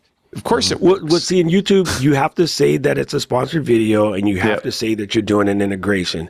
So if I were going to make an ad for Zojirushi, but my thing is a tutorial on how to cook 10 really cool one pot, dump everything in the pot, press the button meals using the Zojirushi, I'm going to say that this is a sponsored video. But the whole video is not an ad, it's teaching you how to use it. Right. But then you'll see, man, I do need to get one of those because just throw rice and salmon and press the button and walk away. Add some pesto and stir it up. Oh, off the hook. By the way, try that out. Nice. But Doc, you're talking about the arms race, right? When the ads stopped, after the apocalypse, when ads stopped paying, these YouTubers tried to stay in business, so they started doing inline ads. They did their own sponsorship deals. They had to stay afloat. And now the software is able to detect them, so we're in the next stage of the arms race where YouTube's going to try and reassert themselves over that. This is one of my concerns is that YouTube, because it's so powerful, puts its thumb on the scale. And in fact, it very much impacting the style, the content, the way people create YouTube videos for that reason. And so it's why there's so much link bait in YouTube videos. It's why Mr. Beast is on top, because Mr. Beast's model works in this perverse incentive system that YouTube has created. And that's the biggest problem I have with YouTube, is it warps the content to fit its needs. To fit the algorithm. The algorithm Yeah, chasing. the And also, like, they It's change. not just the algorithm, it's also advertising. and they right? change that algorithm all the time. So, like, people are constantly trying to chase it. Right. Yeah, you can't chase it. And the new algorithm has nothing to do with popularity anymore. So even people like Mr. Beast are going to start to lose some money, which is why he's doing things with Amazon, these other sort of prepaid situations. The algorithm works as follows now. It's all based on interest. So if I told you what I just told you about the Zojirushi, and all of a sudden you went tomorrow and you looked at 2 videos about that, the next time you sit down on your television and notice what you get asked to see on TV versus iPad versus iPhone, completely different because it understands your viewing behavior. It's working like TikTok. It is an interest model, not necessarily a popularity game. I see channels every day with a person that has 3 subscribers and they just started out, but the video is about 3D printing. Well, and I'm YouTube currently wants- absorbing the heck out of that. It's in their interest to make new stars too, right? Because 100%. Yeah. So people say, well, they smash the small channels. That don't make any sense. They make money selling ads, bro. They're trying to get everybody to be on the platform as long as possible. Yeah, So we make if you very create- little money. I should point out, we make very little money on YouTube, and which Oh, is same fine here. with me. Same here. But it's the gateway to, okay, like when we go to, back in Petaluma and you took me to the restaurant Helena's and, we have a good breakfast. Every time I send somebody they're going that way, I'm like, stop over there and eat. It's the Discovery Channel. It's not the your Yeah, that's top why we did performing video. It was exactly why we did video in the first place. Yeah. All right. Got to take a break because, of course, those of you watching on YouTube are going to see an ad for something completely different, but that's okay. Not yet. They haven't done it yet. So, and you can press the skip button if you wish. That's all right. I don't. We don't have to hold you hostage. But if, on the other hand, you see something on one of our advertisers and it's something you'd be interested in, I think that's good for everybody. It helps us. Of course, the best thing to do, and I wish we could survive this way, is just to have the listeners pay for it. Right? I couldn't possibly use YouTube if I didn't have YouTube Premium. The ads would just kill me, right? And so YouTube makes plenty of money that way. I would love it if we could just be listener supported only.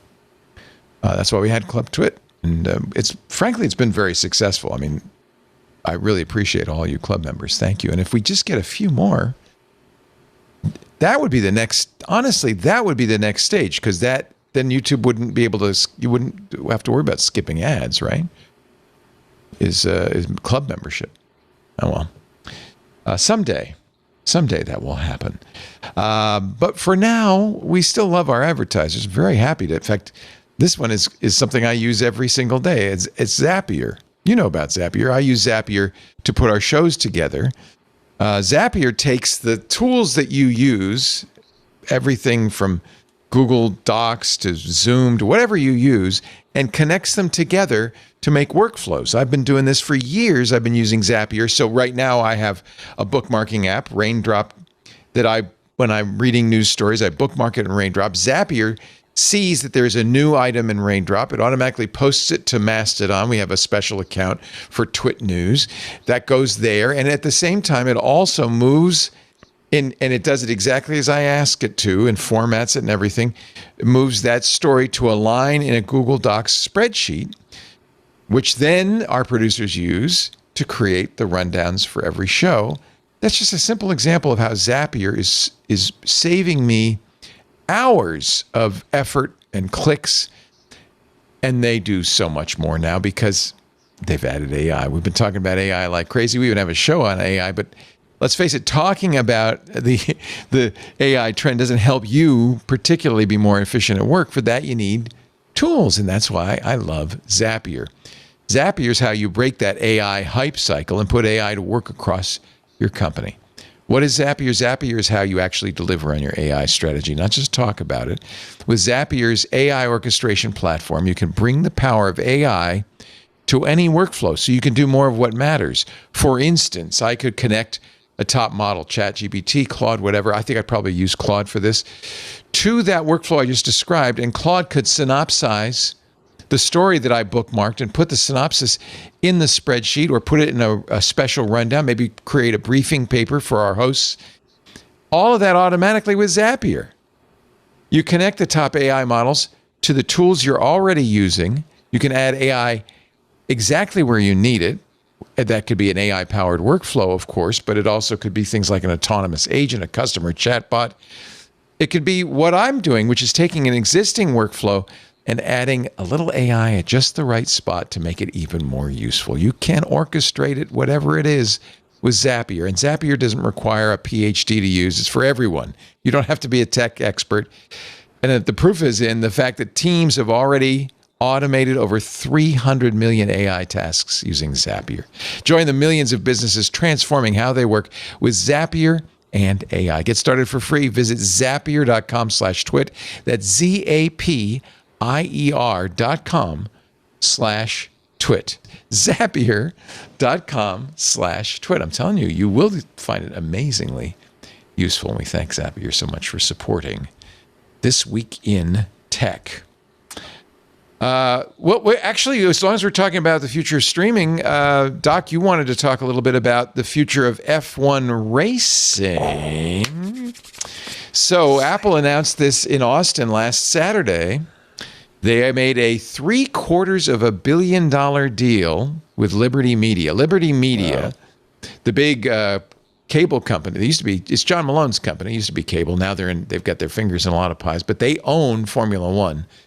And they sell the broadcasting rights the broadcast rights in the U.S. were ESPN's for the last few years.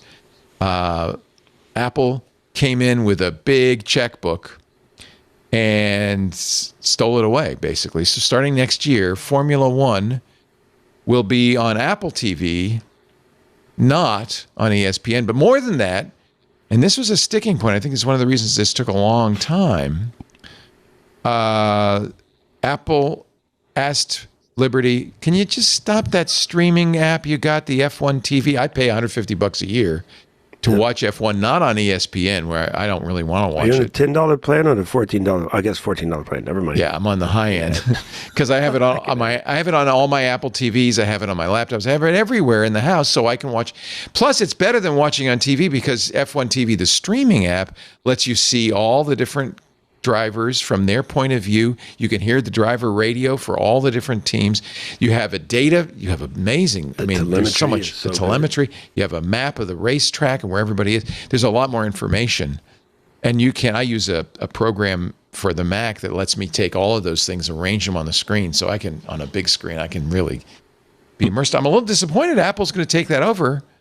No, because we're going to get the Apple Vision Pro version, bro. I would, you know what? I would buy a Vision Pro. Bro. I would buy a Vision Pro if they do that. Yo, because one of the cool things, because Apple, in their sensor game and their cameras, they design custom cameras to go into the wings.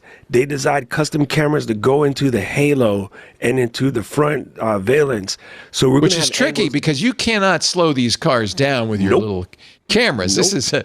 This race is so close that it's literally matters of hundredths of a second. Bro, between if the driver didn't take a dump before he started, he could come in fourth place. It's exactly right. The weight, in fact, this year one of the drivers was disqualified because he weighed a few ounces too much. So this is you can't put these things on here willy-nilly. But Apple's got the technology to do Apple it. And ESPN, because where ESPN screwed up is they never went to the Disney Imagineers and said, how do we make this even better? How do we make this more palatable to the United States audience? And the whole reason why Liberty even went to bed with ESPN, post knocked them, prima knocked them. I do callbacks. My bad, Richard. That was a callback we could have done without, okay? But now everybody's going to look that one up. To try to get the U.S. audience to grow. Right, which is the reason why NBC and the Premier League did that deal 10 years ago. Right. And NBC put the Premier League on. I'm a Manchester fan for years, and NBC brought so many more of my friends to that game.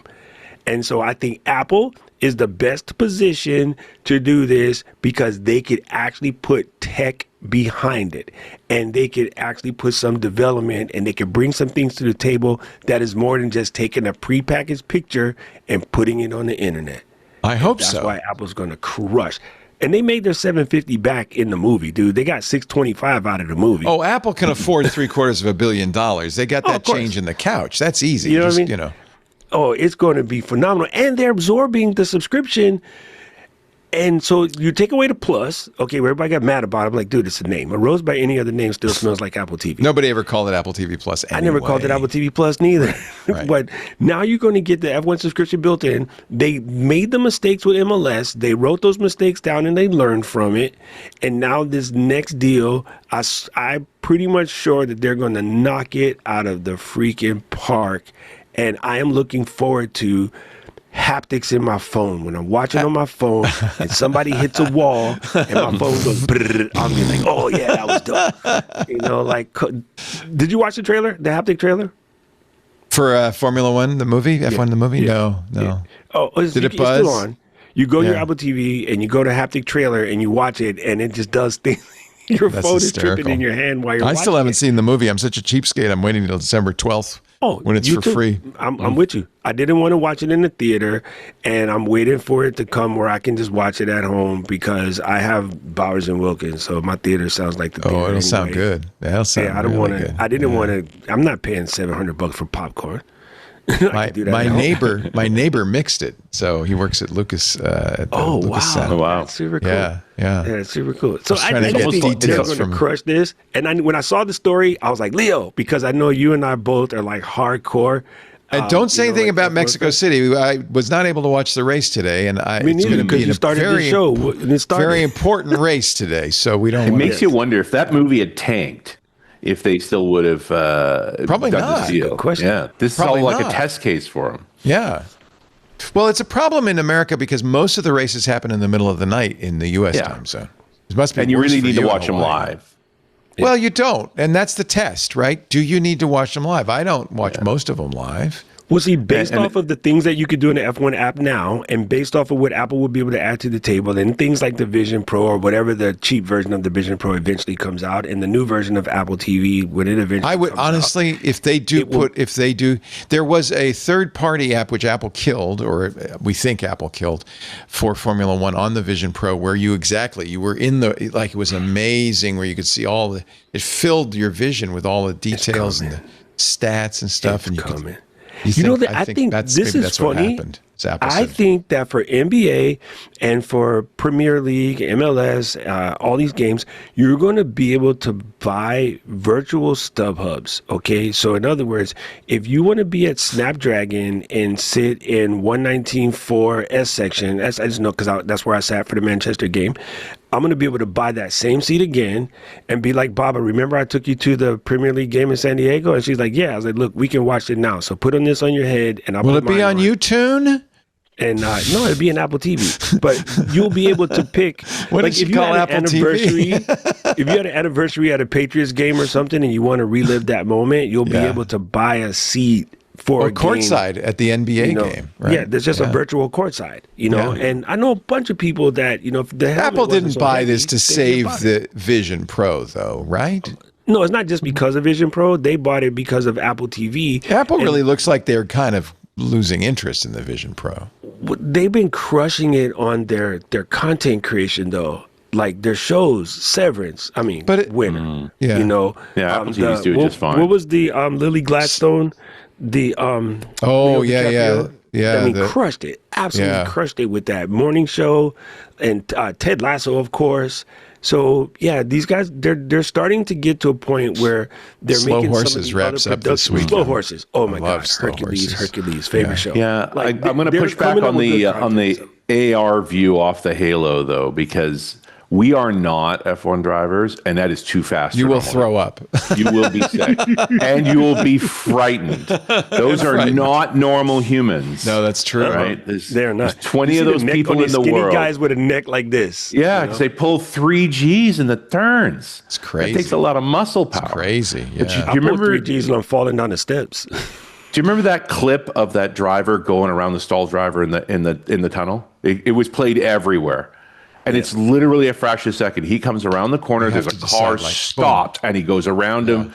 This is not normal. Those are weird humans. But you know what? I'd watch that clip from a first-person view. Once or twice. Then I'd throw up, probably watch it again. Right? But those reactions are unbelievable. Yeah. It's pretty amazing. Yeah, it's cool. I just think it's something about that thing. And I'm watching Monster now. Right, on Netflix, and they're going into the Ed Gein story, right? And I won't get into it because it's heavily morbid.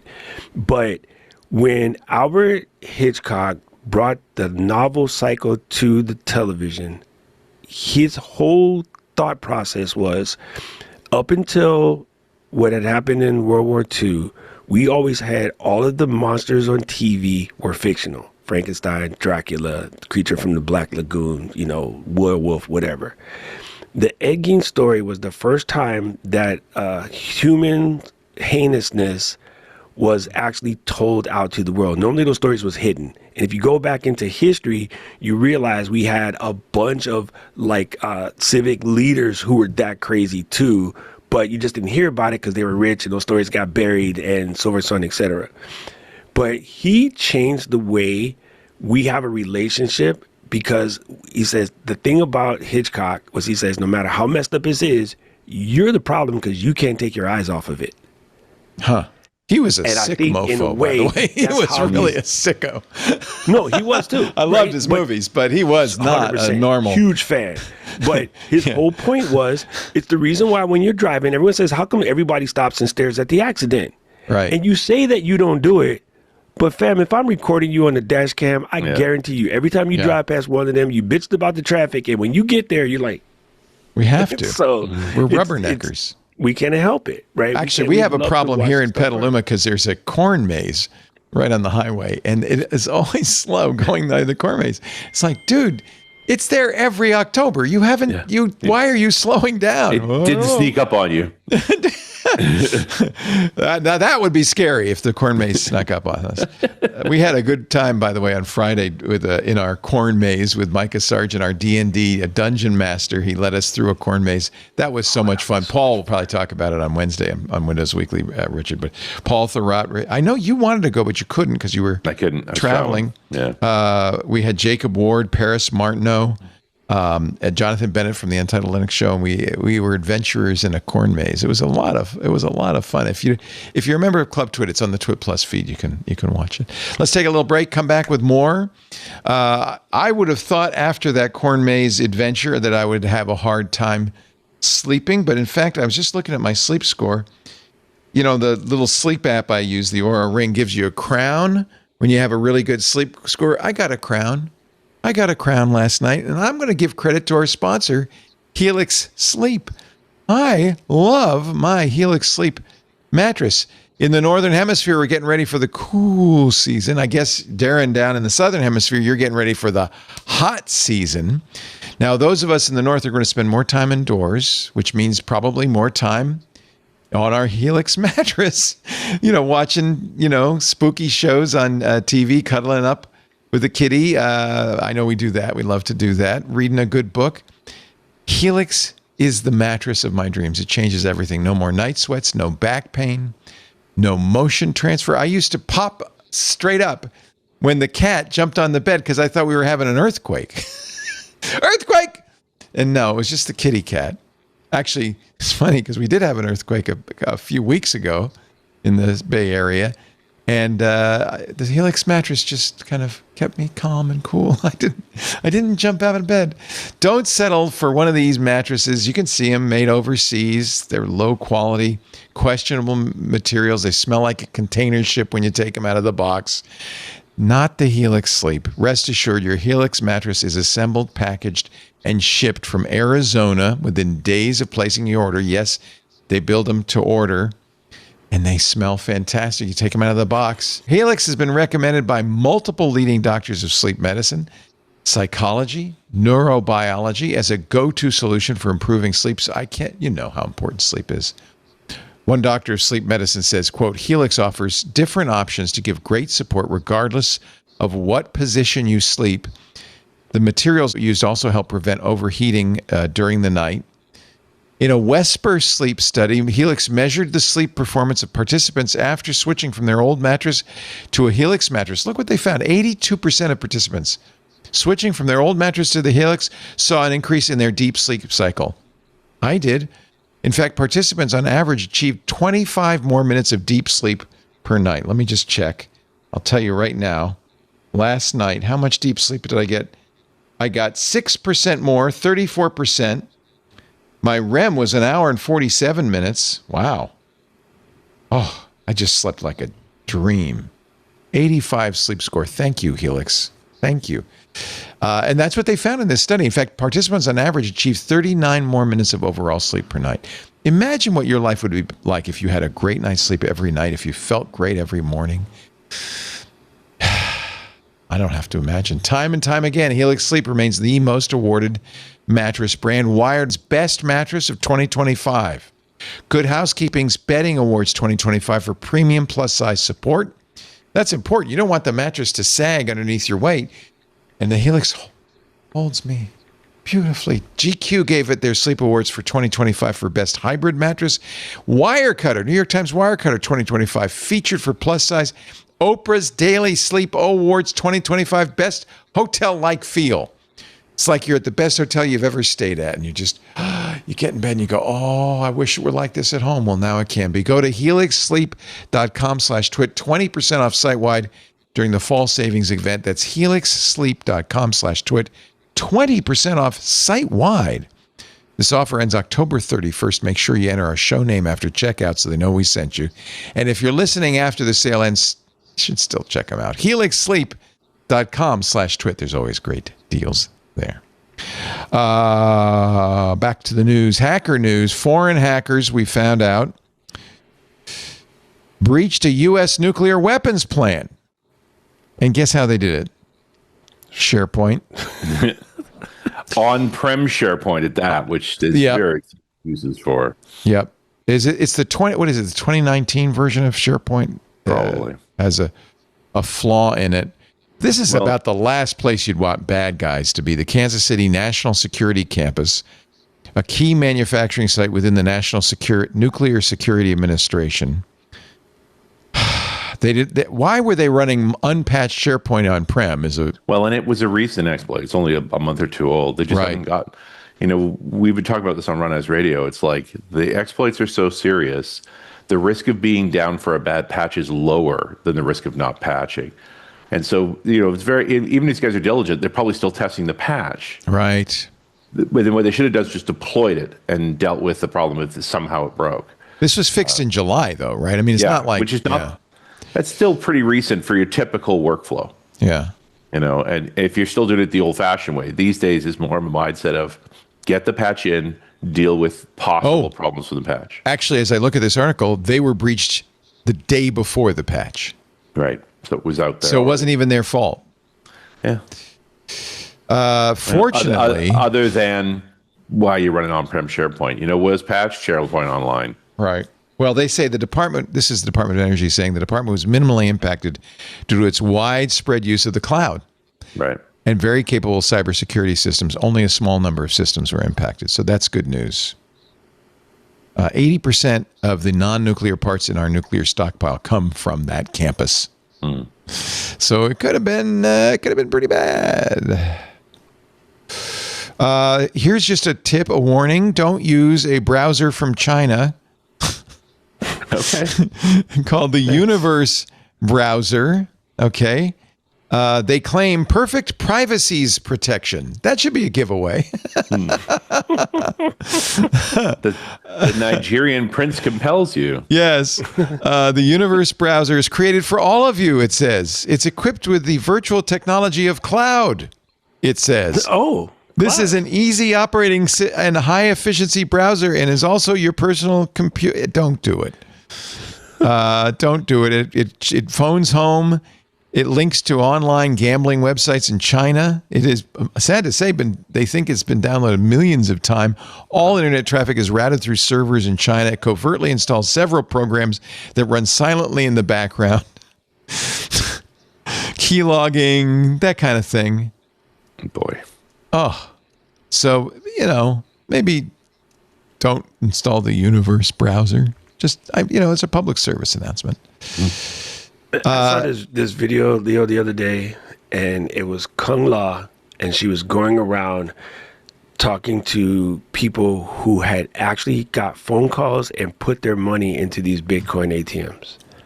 Oh, yeah, I saw that story. Oh my God, you gotta ask yourself, like, how? The dude was like, I put in like 11 grand or something. And so what these people were doing were going in, and the law enforcement were like taking a Sawzall and cutting the machine open and trying to get these people's money out. Well, the company that makes the machines are suing the cops for cutting open the machines. It's not our fault, man. We're not the scammer, but once it goes in there, we need our cut, And I was like, bro, this story is crazy.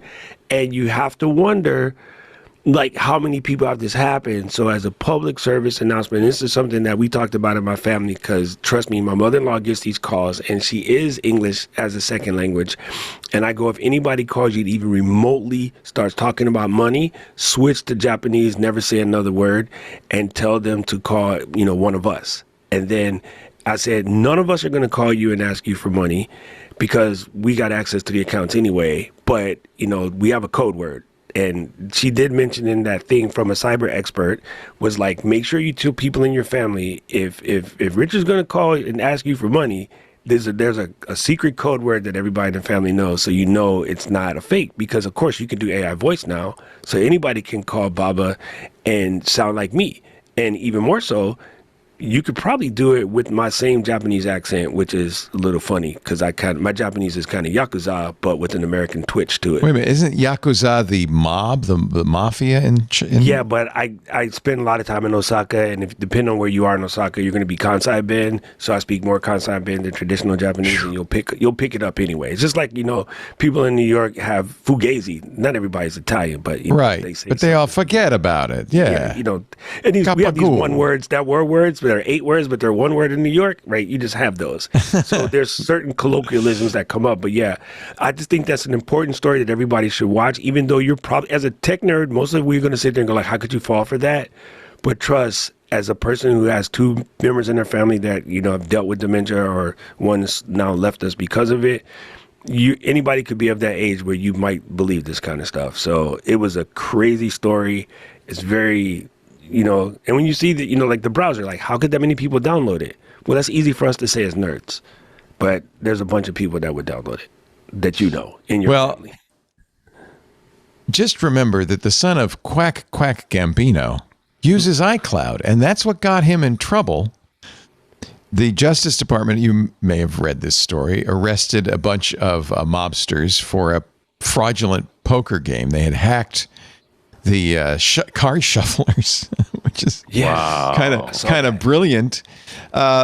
The FBI played up the fact that an NBA star was involved in it, and a Portland Trailblazers coach was involved. That really isn't a big part of the story. They were both kind of shills for it. They did ads for it. It was really a mafia hack, and it was iCloud backups that helped the NBA catch them. I'm glad they use iCloud. I recommend it, but don't assume that you are safe. Federal investigators used photos and data stored in iCloud accounts to uncover the multi-state poker rigging scheme. The group relied on modified shuffling machines and subtle signals to manipulate high-stakes games across state lines. The iCloud data included imagery of key evidence, such as an X-ray table used to rig poker games. Several deckmate shufflers disassembled to show their circuit boards, and a computer program that tracked information from the altered machines. I respect the Quack Quack and others for their good backup hygiene, but maybe don't assume that your stuff is absolutely safe. If you're a criminal, you should back up locally. Still back up. Or encrypt, right? And don't use AWS East. Yeah. Spanish G, Luap, Flapper and Flappy, Quack Quack Juice, Black Tony Sugar, Albanian Bruce, Screwly and Stanley. I wonder where Bruce is from. Osman Hoti, also known as Albanian Bruce or Big Bruce. Big Bruce. Also, John South, Kurt, Doc, Black Rob, Pookie, and Jay. Hey, what I got to do with this? Wait, how did I get in there? No, it was the other Doc. The other Doc. I was saying, I could do Doc Rivers. I'm a Celtics fan, but come on, don't add me into the rest of this craziness. That's pretty funny. I did mention that to my friends. I was like, one of the reasons why everybody went ham on the NBA guys is because instead of looking at these criminals over here, let's go pick at something that would really make people mad. The idea of basketball people cheating on basketball or any other sport person cheating in sport is more crazy to most Americans. You expect the wise guys to do it, right? It's more crazy to most Americans than some politicians hiding a list that they should publish. So let's change the look from there over to the sports guys, because everybody cares about that. It's a hotter headline. Yeah. So and it was better for the FBI. Those guys don't know any better. They don't know nothing. They were doing ads for it. They were the front for it. They probably didn't know what they were getting involved in. Here's the one of the images taken from the iCloud account of a disassembled Deckmate 2 shuffler. That's pretty. I watched a video from Wired on how it works, and it is it's pretty sharp. Incredible. Yeah, clever. If you go on YouTube and look at Wired and Deckmate, and it's only like maybe a week old, that video is really incredible. And the guy's dealing the hands after he's programming it in with the PC, like what he wants to come out. It is crazy. It is absolutely crazy how well it works. Wow. There was a camera in there. So there's a camera in the Deckmate, And so as it's shuffling, the camera records the order of the deck, and then they somehow communicate that to the player. So they actually know what the other people's hands are. Yeah, they get taps on their wrists like a nausea watch, right? Oh, Leo has a full house. And that's pretty amazing. So yeah, they had the wired guy, an unskilled poker player who's the wired guy, beat like really good poker players. Well, yeah, of course you're going to beat him if you know what their hands are. Yeah, so he was like, "How did you bluff me with a pair of jacks?" And the poker player guy got pissed because this dork beat him in the game, and that guy just looked like a neckbeard from Portland, and he smoked this guy, and that other guy got legit mad. So they had to confess because he couldn't understand. So they weren't necessarily telling him what the cards were. They were telling him when to bet, when to raise, when to fold. Yes, that's what it was. It was because that's raise, easier. Fold, call, bet. Yeah, right. Much simpler. Yeah. Wow. Yeah, this is a good video. On the Wired YouTube channel. And if you know where to buy that watch, I'm going to Vegas next month. Somebody give me a link, an affiliate link. You might get uninvited to the. I will cut you in. But really, it's not Vegas that lost. I guess they lost a little bit. It was the private rooms. Yeah, everybody's doing the private rooms. Yeah. And then they're doing like leg tappers or like feet tappers, things that are much more easy. I don't think they're as high tech as to figure out how to do it in the watch yet, but that would even be more smart because, no one's expecting the watch, right? You might get patted down and they might feel your leg thumper. So it's a few years after the COVID pandemic, but Financial Times has this story. Rubbish IT systems cost the U.S. at least $40 billion during COVID. And you can blame COBOL. You can blame COBOL for that. COVID put a lot of... to my core. This is a working paper from the Atlanta Federal Reserve Board. States that used antiquated unemployment insurance benefit systems experienced a 2.8% decline in total credit and debit card consumption because they used the systems were done in COBOL. Mm-hmm. Real GDP cost of $40 billion 2019 dollars. When I was in school in '99, Mrs. Susan Lai, my teacher, she made us do COBOL, and all I wanted to know was PHP and C because I wanted to know how to write Apple apps and web apps. And she forced us to read. This is the companion, this big obnoxious book, and she forced us to learn COBOL because she's like, the Hawaii banks and the Hawaii state systems need you guys to go in and save them from the Y2K. So we had to sit through multiple classes chasing that freaking period at the end of the line, which would break the whole code. So you could write 3,000 lines of code and you forget one period, and it wasn't, there's no easy grep and replace. You can't find the missing period, so you had to stare at all the code to try to find the broken period.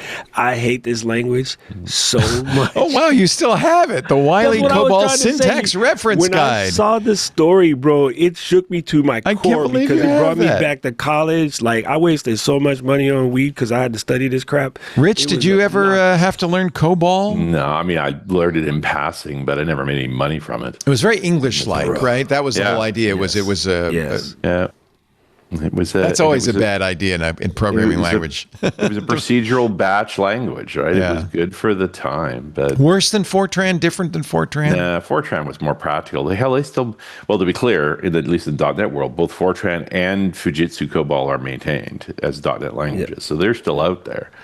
Oh, there's tons of banks that are still using it. You got to migrate off this stuff. Right? Yes. Oh my God, it was so crazy. And you find out, like, whenever a major system goes down here, the problem is there's a shortage of COBOL coders. Yeah. And so they came to University of Hawaii and said, I know all your IT guys want to learn web programming and app development and gaming and whatever, but we need you to teach them COBOL. And my teacher bit the bullet. I wonder if they took her out to dinner and styled her out, because she made every single freaking one of us in the IT program get good at COBOL. Like, and it was a language is terrible. They should have taught you Common Lisp. Language. You would have had something of, useful. bro. Or fourth. Man. I was trying to learn Dreamweaver back then. You remember? Dreamweaver. Wow. Dreamweaver. I was like, Wow. I had signed up for the Dreamweaver class. Oh, we're canceling that because not enough people signed up. But guess So what? they gave you can take COBOL? 202. Yes. They were forcing us all to do COBOL. That's because wild. they needed us to fix the way. Well, Nothing happened in these Y2K. COBOL developers are aging out, right? Yeah, we brought them out of retirement in 1999. Yeah. 25 years ago. But if they were retired 25 years ago, Yeah, they're in their late They're 80s. The now. seriously dudes who were retired talking now. to us were in their 60s in 99. Yeah. Right? Yeah. The dudes that came in to give Yeah. us the pep talk were in their 60s and 99. And here I am, young, stoned. I ain't got time for this mess. What we Yeah. doing? wow. This is on the banks at this point. I mean, IBM still makes the Z series. You can buy a machine, a modern computer that'll run COBOL. But Well, I'm yeah. sure. I mean, do we know how much of the nation's infrastructure and financial it's a lot services still. are still running I'm COBOL? I bet. traffic lights and the water sewers, gate management systems for overweight stuff like that. Yo, those are all the old systems, bro. It works. Got to know it does it because it wouldn't be in the news if it worked. Yo, and then you had to you couldn't just do it on your computer and upload the code. You had to do it on the VAX. We had that gigantic IBM VAX. We had to work on the VAX. I'm like, So- bruh. We're going to take you from the 1960s back to 2025 and Counter-Strike. Now, we've all played Counter-Strike, right? I mean, wasn't it originally a Halo Half-Life. user hack? Half-Life. Or Half-Life. That's right. It was a Half-Life There you go. user hack, which became probably one of the most popular multiplayer games out there.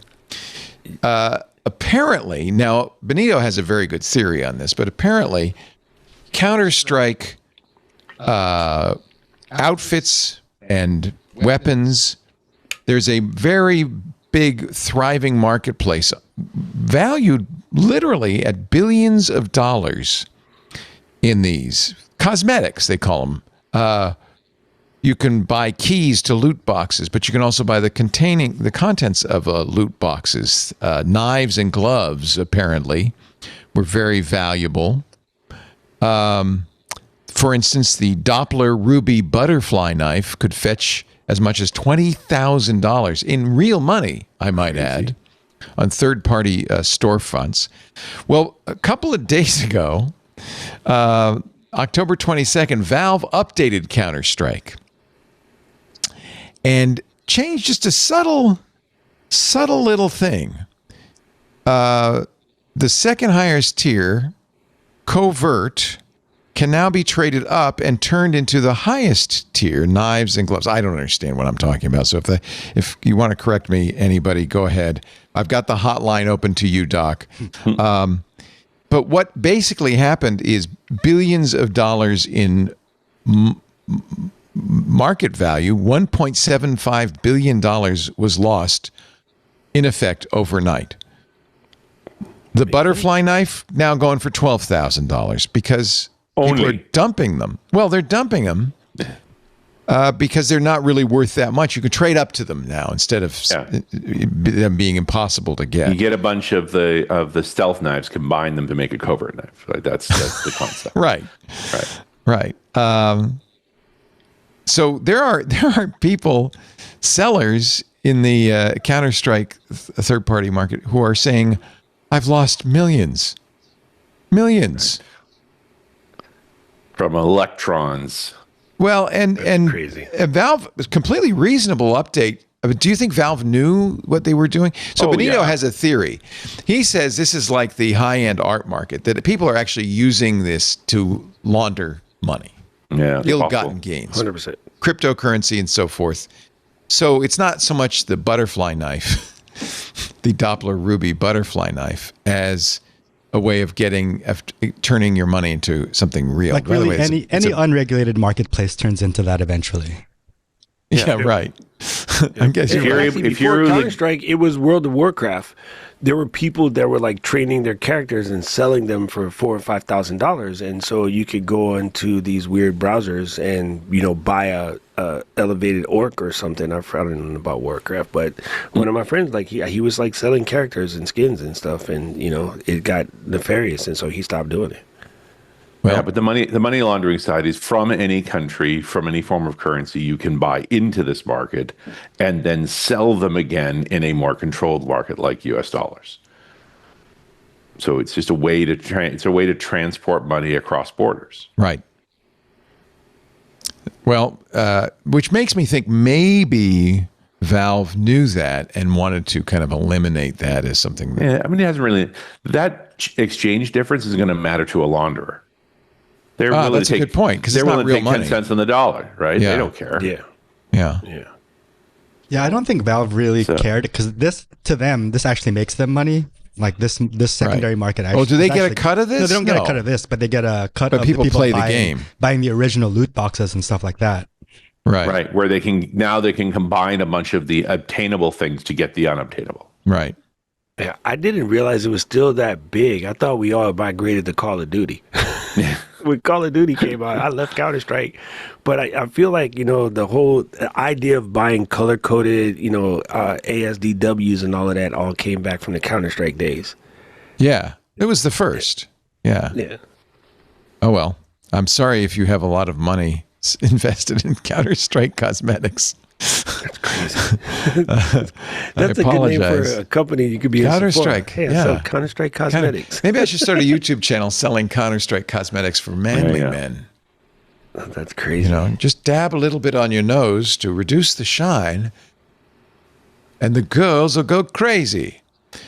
GM has had a big event this week and announced a bunch of interesting modifications, including what they say will be an eyes-off, hands-off self-driving system, not next year or the year after, but in 2028.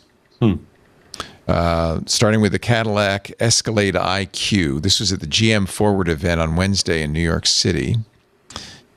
Super Cruise is the foundation of this feature. Super Cruise, which is actually, I've driven Super Cruise in a Cadillac, and it's really good and does a lot of things. One of the things Super Cruise did, Sam took me out in his review unit, is if it can't see your eyes, it starts shaking the wheel. It starts annoying you, saying, look, you're not watching the road.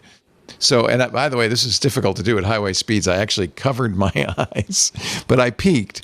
But the camera in the steering wheel thought I had stopped paying attention and let me know.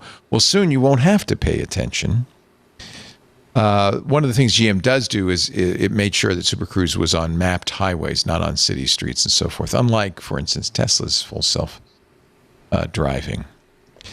I sent a tweet out the other. Well, it was a Threads and an Instagram post, because I was going to Waikiki, and this person in the Tesla kept coming into my lane, and I sent a tweet. I was like, "Yo, dear Tesla driver, how about you let the car drive? Because you're obviously not that good at it."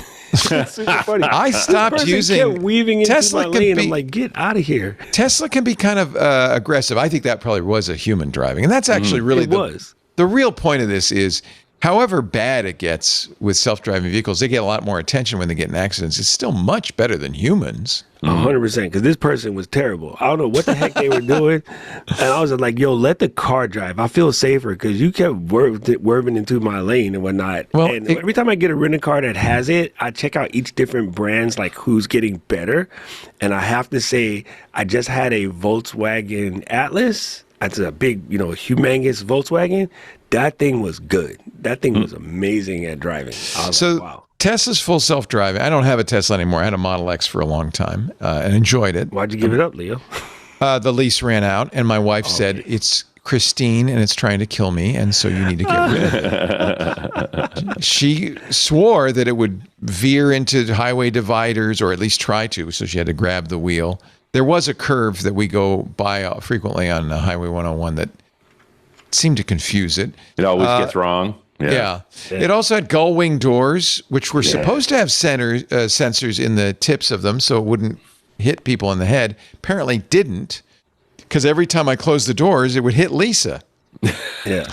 So, oh my God, tell Lisa that Katie just reviewed Christine the movie on her podcast. So it's really funny that you made that reference. she called the car Christine, Dude, the killer that's car awesome. in the Stephen King. That's such a good movie. So, John Carpenter. Yeah, John Carpenter. That's right. But was it not a Stephen King? It's a Stephen I King think story, yeah. Stephen King story. And the but Carpenter made the movie. Yeah. Like The Fog. Anyway, modern Teslas, full self-driving, have different settings. There's one called Sloth. Elon always likes these names, which relaxes acceleration and stays in its lane. So you should have told your neighbor driver, use Sloth. But there's another one, which I don't recommend, called Mad Max. Why? Why do this? Why do this, Elon? People? Why? Honestly. Mad Max speeds and swerves through traffic to get you to your destination faster. Man. Now the National Highway Traffic Safety Administration wants to know a little bit more about Mad Max mode. Well, if it's the mode where you get to climb on the hood with a flaming guitar, right? Yeah.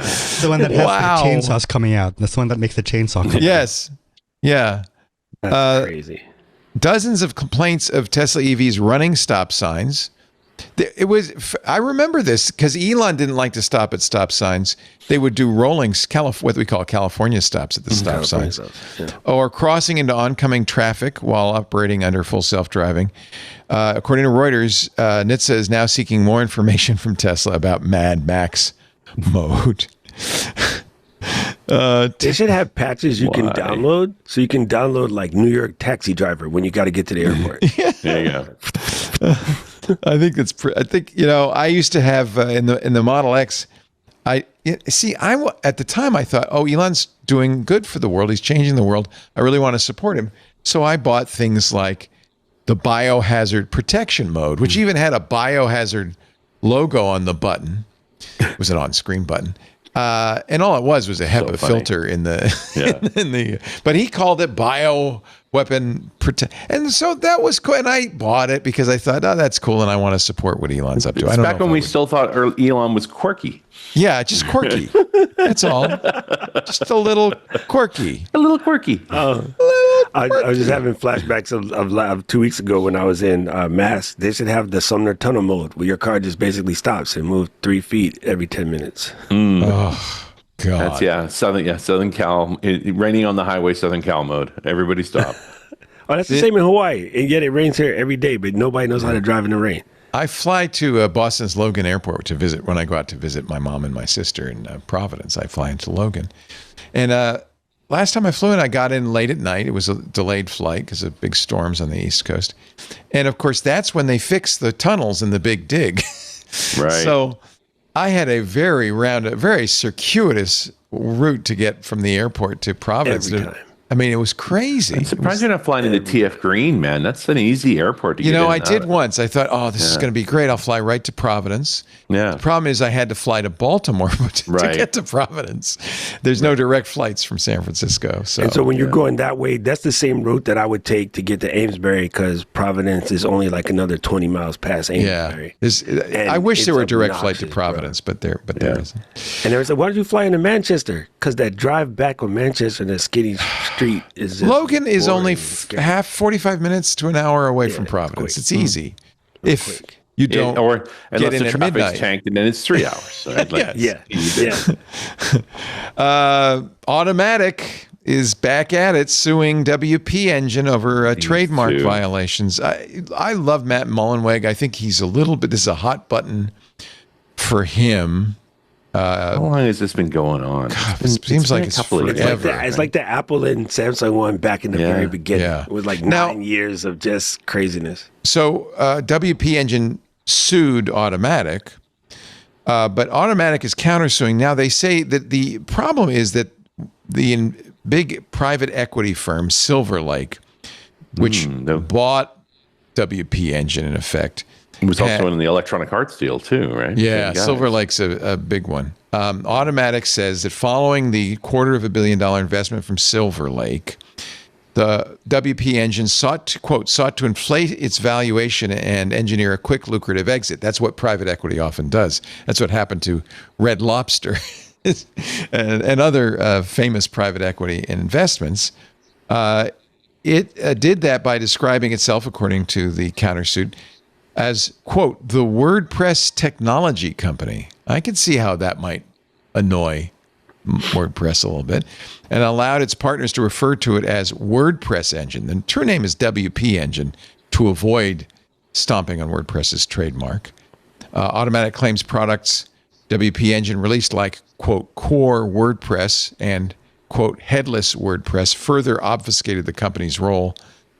And WP Engine did not follow through on its commitment to help with the development of WordPress. WordPress is an open source project. And typically when you make a lot of money on an open source project, it's kind of considered proper to contribute back to the project. Even if it's just money, right? Even if it's just money, yeah. And we did a show recently talking about a company who was heavily using an open source project, didn't have the people for it, so they offered bounties on issues that they cared about. So other that's a good way to do it. Yeah. Like just kick the cash in to get the code written to move the project forward. Yeah. In fact, Automatic says Silver Lake actually approached Automatic to buy WP Engine at a $2 billion valuation. So maybe there's more to this story. This could all be tactics to try and roll it up. Yeah. Well, and we've seen private equity do that time and time again.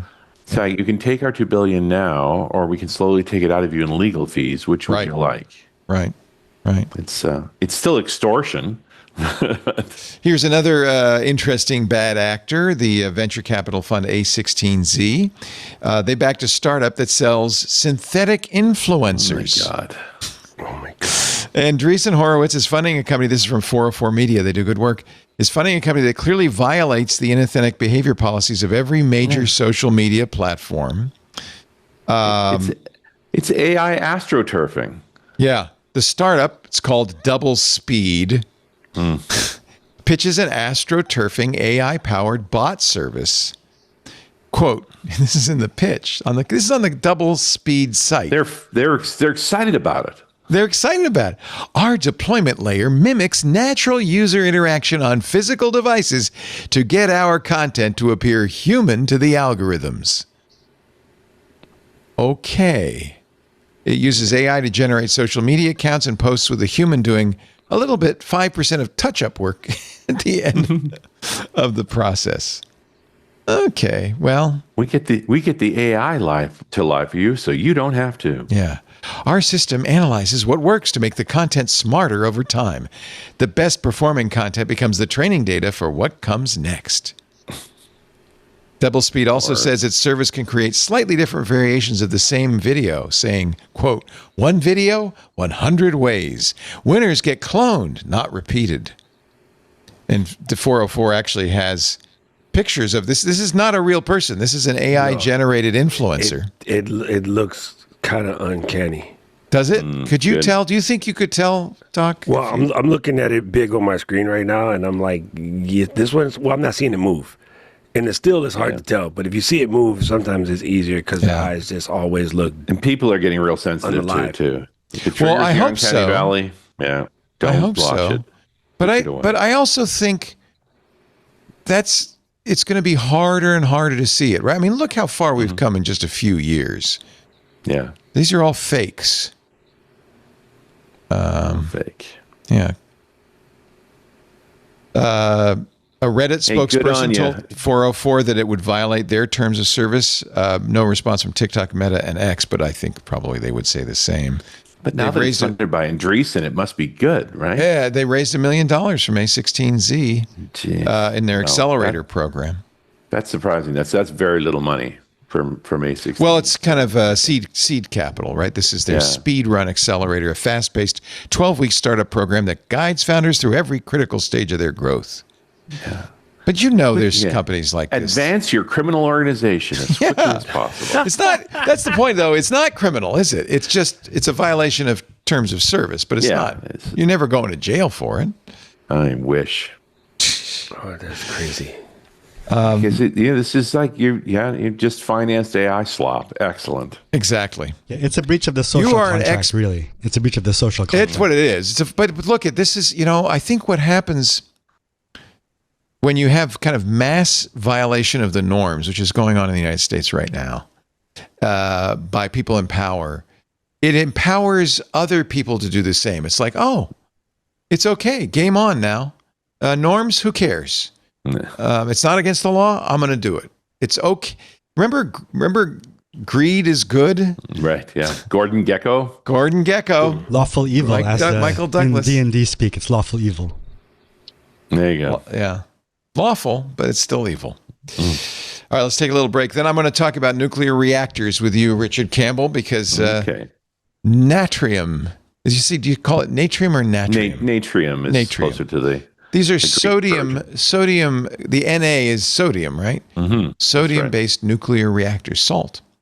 We'll talk about that in just a second. But first, a word from our sponsor. We're so glad to have you, Richard Campbell. Normally, you'll see him every Wednesday and run on on Windows Weekly. All of these are true. He also does RunAsRadio.net Rocks, and you'll find him all at RunAsRadio.com. There you go. I got it in. Thank you, Richard. And he is a very popular public speaker traveling the world to talk about all sorts of interesting things.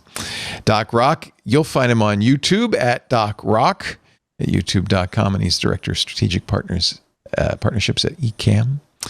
And he lives in the purple. Oh, you don't have a purple muff anymore. You have an orange muff. I switched to pink because October. Oh, for October. Yeah. I mean, I make them, so I have all of the colors. they're back there. How is that business going, by the way? It's good. I had to ship all of them home because of the dang tariffs. And so now, instead of having them shipped directly from my factory in Hong Kong, I had to bring them home. So I have 4,000 of them on the other side of that wall. Kind of obnoxious. Smells like foam. You have 4,000 Doc Pops Yeah. in your house? Yeah.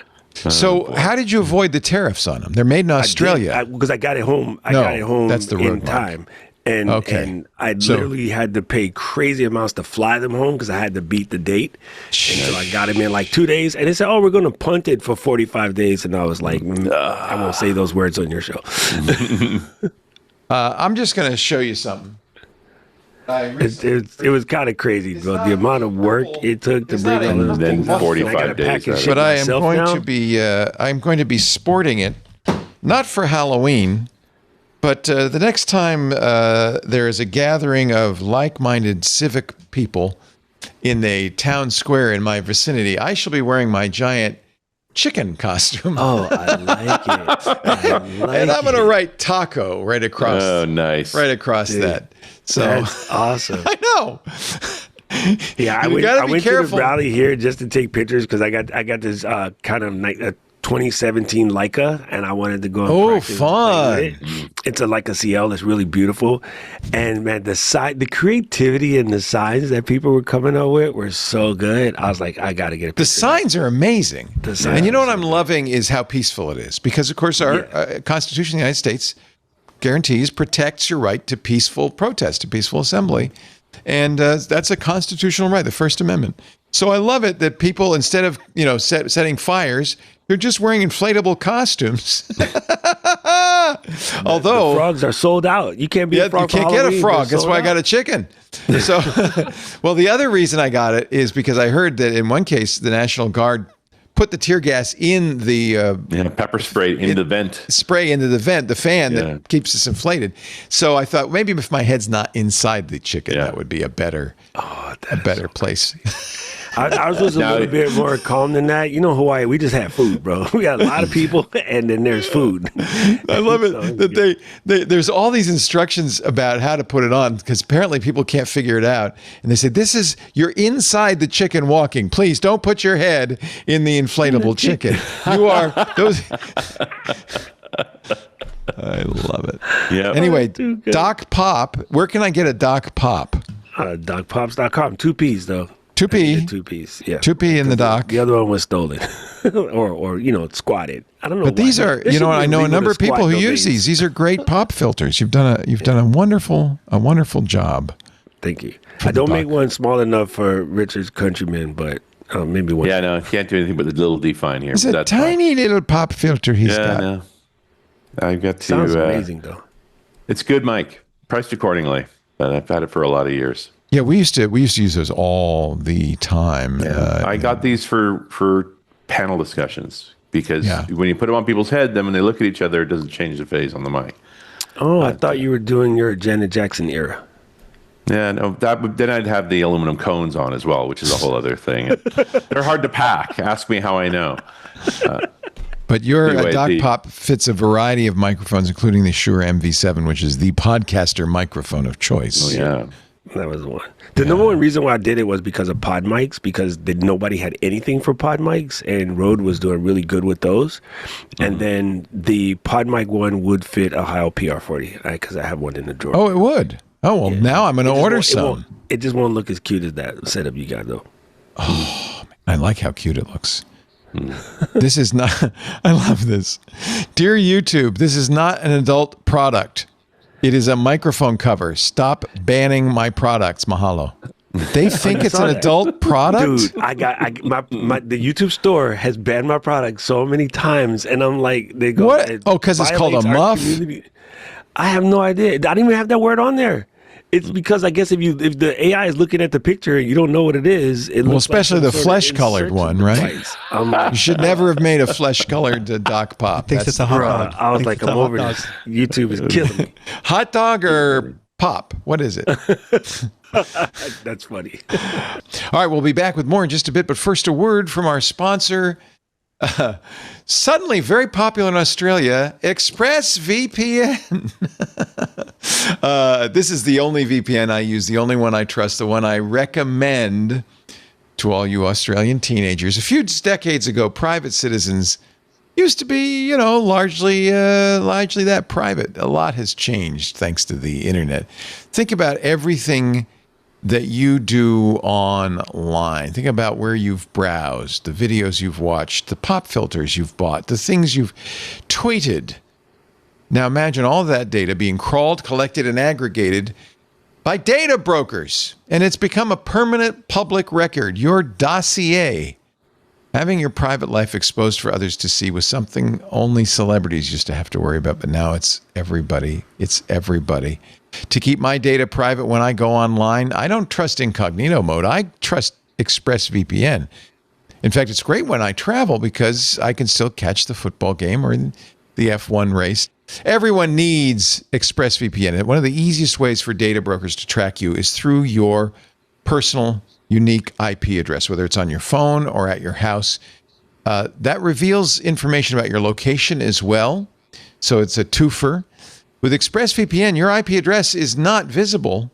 It's hidden. You arrive at that site, at that video, with an IP address from ExpressVPN. That makes it much more difficult for data brokers to monitor, track, and monetize your private online activity. And ExpressVPN is the best VPN because they invest the money they make. It's not free. You don't want a free VPN because if you're not paying them, you're the product, right? You have to trust the VPN. ExpressVPN invests in its infrastructure. They rotate their IP addresses, which means you are more private, more anonymous, and it works better for getting around geographic restrictions because it's not obviously a VPN IP address.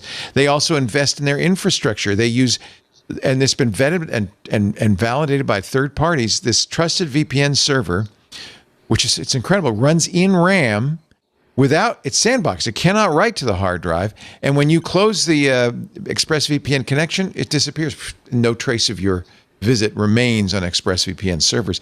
But they even go beyond that. That's not enough. They use a custom version of Debian that wipes the drive every morning on reboot. So that's a fresh install every single morning. This is why I love ExpressVPN. It's the only one I use. It encrypts 100% of your network traffic, keeps your data safe from hackers when you're on public Wi-Fi.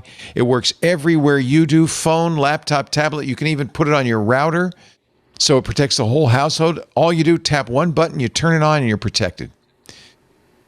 They even have an optional dedicated IP service. This is brilliant.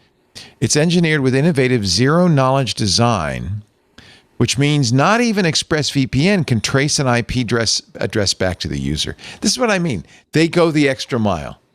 Sure, they don't record your address. Sure, they wipe the hard drive every day. But if you want, you can even get it so they don't even know what IP address belonged to your visit to ExpressVPN. I love it. Secure your online data today. Visit expressvpn.com/twit. That's EXPRESSVPN.com/twit. Find out how you can get up to 4 extra months. ExpressVPN.com/twit. Thank you, ExpressVPN, for protecting us. We appreciate it. ExpressVPN.com/twit. Okay, back to the show. So Bill Gates, I'm sure there are others invested in this, but he is a very well-known investor. Colsa's in there. There's a bunch of tech billionaires involved. Yeah. In a new form of kind of, would it be safe to say this is one of the modular nuclear power plant technologies? I mean, sort of, not really. Modular is not well-defined anyway. But they're small, right? They're not as big. This would be a 350 megawatt, where typically light water reactors like the new AP1000s that were built in Georgia just recently were 1.2 gigawatts, which is actually 4 300 megawatt loops together per reactor. So what's the point of making a smaller reactor? Well, in this case, it's because it's a test article more than anything. They want to prove they the could model. make big ones down the road. You would make multiples of these. And then one of the clever things about the design is it is a way to make multiples of these.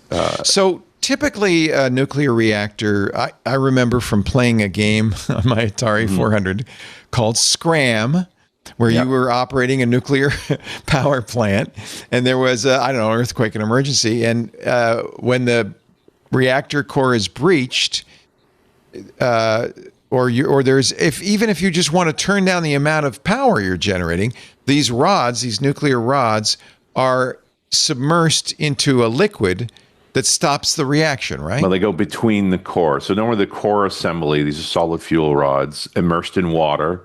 The water works both as what they call the working fluid, the thing that transmits heat, and the moderator. And you slide these rods of boron, which is a neutron absorber, between them and stop the reaction. So the rods are what's slowing down the slows the reaction chain down. reaction. Okay. But they are in the water as both a coolant. It cools them, but the heat then transfers to turbines, which generate electricity. There's an intermediary step there. That water's radioactive. It's contaminated by the rods. Oh, never mind. You keep that in what we call a primary loop. You also pressurize it so it can get hot enough to make the turbines make sense. And then you use a steam generator basically on a secondary loop to make steam. So there's no contact between the steam and the coolant. And that's normal. Primary loops and secondary loops, the way you do this, it's safe, it's appropriate, and for this particular reactor design, even more important. So they use sodium. Yes, that's what makes a natrium reactor different. That's why the word natrium. And in this case, natrium is the working fluid. Sodium is the working fluid. There is no moderator. This is what's called a fast neutron reactor.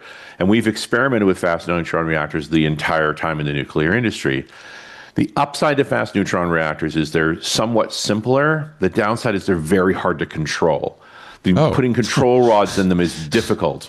And so most of the time, we have problems with them. They damage themselves and so forth. Then one of the innovations, the upside of using molten sodium is it can carry so much heat, you don't need to pressurize it. So you don't have the problem of pressurized piping and so forth, but you do have the problem of molten sodium.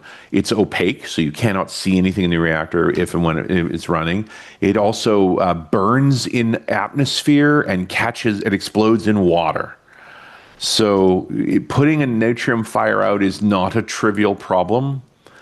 On the other hand, it's not pressurized, so it would tend not to explode. It's usually steam explosions we're dealing with anyway. And as soon as it cools below about 100 degrees centigrade, it turns to a solid anyway. Right. So there are some upsides, except for that part where now it's exposed to atmosphere, so it burns and explodes and creates more fires. But the upside of the fast neutrons is that it tends to make fewer fission products. Moderated neutrons, or what they call slow neutrons, make cesium and iodine and other materials that stay radioactive for a while. Fast neutrons tend to break atoms down better, so it's a good way to burn fuel up. What's innovative in the TerraPower design, in this design that Gates has designed, is by using fluorine salts to transmit off of the primary loop into the secondary loop, they don't have to turn the reactor down.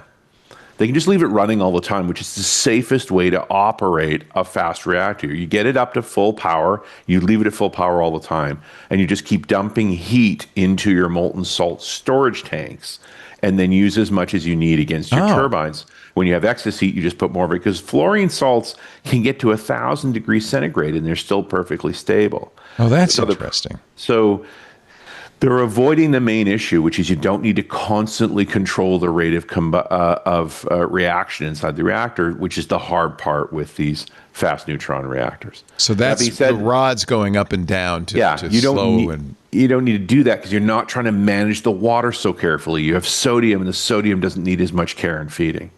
Yeah. Right. There is problems with servicing. Eventually, you're going to need to refuel it, which means now you do shut it down. Then you have to pump all the sodium out. Any traces left behind when you open the reactor, replace the cores, are going to burn. So you really need to flush things out. Like that whole process is tricky.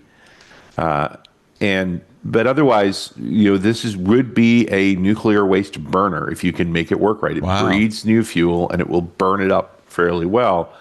Is this a breeder reactor then? It's a kind of breeder reactor, but the trick with the breeder reactor, if you just keep going with it, it eventually shatters everything, and you're left with lead.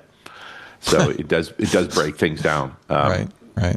But eventually, as the fuel gets to that point, it starts to slow down anyway, and you have to change the fuel out. Didn't we try this with reactors at Argonne. Argonne had a fast breeder reactor. We've built lots of fast breeder reactors. The Russians used to have one running. What's the other one? FFFT, something. They tried to do like a fast something test facility. Yeah, they've built a bunch of them. Flux. Yeah, it's just that they're very tough to manage, and the argument is we've been trying to manage them like slow neutron reactors, and that's a mistake. And so TerraPower is trying to come at it from a different direction. It's still pretty experimental. I have lots of concerns with this. I mean, I'm glad they're doing an experiment, and they don't have a license to build a nuclear reactor right now. Like they currently have a license to build the turbine side and the molten salt side. That's it.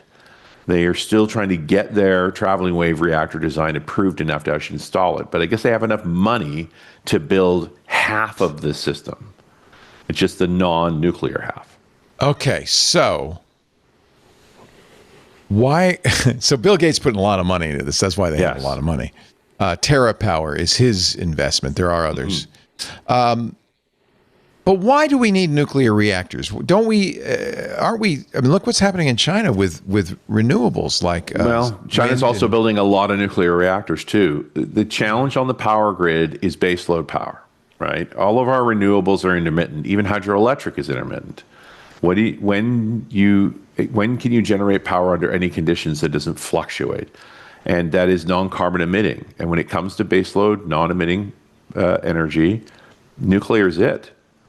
So we don't need a lot of it. You wouldn't use, we're always going to use a combination of solutions. But for baseload power especially, this is where nuclear comes to play. And I would argue with the contemporary light water reactors we have now with the AP1000s, which we have a pair in Georgia, there's now going to be a couple built in Florida. We have a very safe light water reactor design already. That's, of course, the question. There's no issue about pollutants. You're not burning anything, but there's the issue of the nuclear waste, and there's an issue of safety. And so do these new designs, they're safer? Yeah, all three Gen 3 Plus designs have passive shutdown. We can question that with this particular reactor just because of the nature of sodium reactors, that they just have more significant failure modes, where the water reactor designs are now so mature, what they call walk-away safe. They literally don't have enough thermal mass to damage their cores. They will naturally recirculate water on their own. And so we talk about the last one of the ways when I talk about nuclear power is to say, you want to know how rare nuclear power accidents are? You know the names of them. Yeah. There are electrical generation accidents, typically fatal ones, several a year. Making electricity is dangerous. It's just that we don't talk about those ones. They're not remembered. Nuclear power accidents are so rare. It's like the self-driving vehicles versus gas. Yeah. Well, and so Fukushima, the last major accident, we've heard about reactor 1 through 3. 4 was shut down at the time. You forgot about 5 and 6. There were actually 6 reactors there, but 5 and 6 were both Gen 3 reactors. They were more modern than 1 through 4, and they had passive shutdown. So the earthquake happened, they were all scrammed, nobody was generating electricity, and those 2 reactors just cooled themselves down. That's as they do. The others needed to have water pumped over them, and then the tsunami overtopped the tsunami wall, and because they put the generators in the basement instead of on the roof where they were told to put them. All the generators got flooded, and then they couldn't pump water, and that created the crisis. Okay, but what about waste? There's two things to know about the waste. One is it's not very much. And so even with the amount of nuclear power that we would need, it's relatively easy to manage, and we can do that. The second is we could be reprocessing the fuel. It's something the French have always done. It's more expensive to do than just using new fuel and storing the old stuff. But it makes far less waste if you do it that way. At the end of a 6-year run on a set of cores for a light water reactor, it's still 95% uranium. It just needs to have the fission products taken from it. It needs some additional enriched uranium added to it, and it can be used again, which is what the original plan was, except that we found there was far more uranium than we knew, and it was cheaper to make new rods than to reprocess old rods, so we stopped, plus some political things, but we'll leave that part out. And in theory, you store that fuel in a way where you could retrieve it when you do mature a design like this one that will actually consume high actinides in its process, or any of the molten salt reactor designs that are also able to do that. So there's a case for operate these things, knowing you can store the fuel reasonably and knowing you can reprocess it at a later time. So, and you could store it somewhere. So part of the problem is, what is the half-life of the waste? If you leave it as a high radioactive as it stands, a typical reactor is going to produce one large can every 2 years that has a 10,000-year burn down time. And that barrel of nuclear waste would be hazardous to human life for 5,000 years? 10. 10, yeah, a full 10. And probably longer. And the challenge there is actually you've got to contain it in a way that thing's going to stay unbreached. But still, you'd want to set it up so you can retrieve it, because very likely, if you mature some of these other designs, you're going to use that as fuel. Yeah. Well, and that's the Finns now have a storage facility for their light water reactors based on exactly that design, that given the maturation of a waste burner, they will take that fuel out and use it as fuel. They'll retrieve it. There's a Wikipedia article about it. There's been an interesting side business of creating nuclear waste warning messages that people 10,000 years from now when languages change and so forth, might be able to understand. If you think about it, I mean, I like your thought that probably we'll be able to use it and reduce the waste considerably, if not. One would 100%. argue we could dump even more money into this design and get to that point. But some of the molten salt, I just spent some time with Copenhagen Atomics, and those guys using the thorium cycle could be burning up waste as fuel as well. Right. There's a bunch of ways to do this. We need these technologies, and if we spend the money to mature them, we have ways to put you used to it. And again, it's not going to be the only way we'll generate electricity. You'll only need a handful of these plants. I would argue the United States needs 16 for their base load generation, combined with various renewables and geographic opportunities like hydroelectric in the Rockies. And you're there, and at least you have stable base load that is reliable. And of course, all of this is going to become more and more of an issue as AI demands more and more power. Consumption continue to expand for whatever reason. It's not just AI. I mean, we say AI, and AI takes, I think, a lot of heat for that. But we're using the internet like crazy. We're using power for all sorts of things. We're also finding consequences for using natural gas in homes, and so we're pushing towards more heat pumps and induction heat and induction cooktops and so forth. Yeah, houses are going to consume more electricity. We need to provide more. Right. It's just going to be what's happening. This is a great article on Wikipedia because besides, I mean, you could see what an interesting challenge this is to make a sign that would somehow keep people from digging where there's nuclear waste without them knowing English or what the nuclear waste symbol is. And one of the I would things, expect we're going to dig it up before we get to that point. I hope that's the case so we don't have to worry about it. That one of the things Sandia has done is come up with some physical markers that are not signs. There's something they call the landscape of thorns, which is a mass of many irregularly sized spikes protruding from the ground in all directions. It just gives you a sense of this is not a friendly place. You don't want to be here. Come here. Menacing earthworks, large mounds of earth shaped like lightning bolts emanating from the edges of a square site. They'd be visible from air. An enormous slab of basalt or black dyed concrete rendering the land uninhabitable and unfarmable. I'm a fan of the landscape of thorns. I think that might be kind of Yeah, it might be kind of effective. The problem with these kinds of techniques is that people of the future might think something valuable is buried there because someone's trying to protect it. Whatever They're it trying to keep is, us somebody away. put a lot of energy into keeping us away from this. I think we better We should dig. check it That's out. why we made Yeah. the pyramids, right? Maybe those were a landscape of thorns. We just didn't know any better. Well, the nuclear power talk's been very popular and we explore all these subjects for that It's reason. fascinating. It's really fascinating. And I think we all acknowledge that we know we need to, we're not going to cut back on our need for energy at all. It's only going to expand.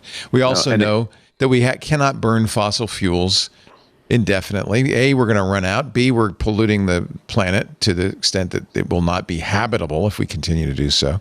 So we've got to find some alternatives. And we have them. We just have to choose to use them. We've made nuclear power more difficult than it needs to be, and we're starting to overcome that. What about fusion? Is that anywhere on the horizon, or is that just a pipe dream? Well, it's for a long time. For more than 50 years, they said it was 50 years away. Now just they're like saying AGI, right? And that's sort of a 20 years away thing. There is some progress being made. Spots ITER's getting close to first light. The fact that Commonwealth Fusion is working on the Rebco-based magnetic coils, which are much more powerful for making a smaller tokamak that's capable of it. Tri-Alpha Energy out of Western Washington with their pinch design is interesting. And many have tech billionaires behind them. Gates is in on a Commonwealth Fusion. I think Bezos is involved with Tri-Alpha. There's involvement everywhere.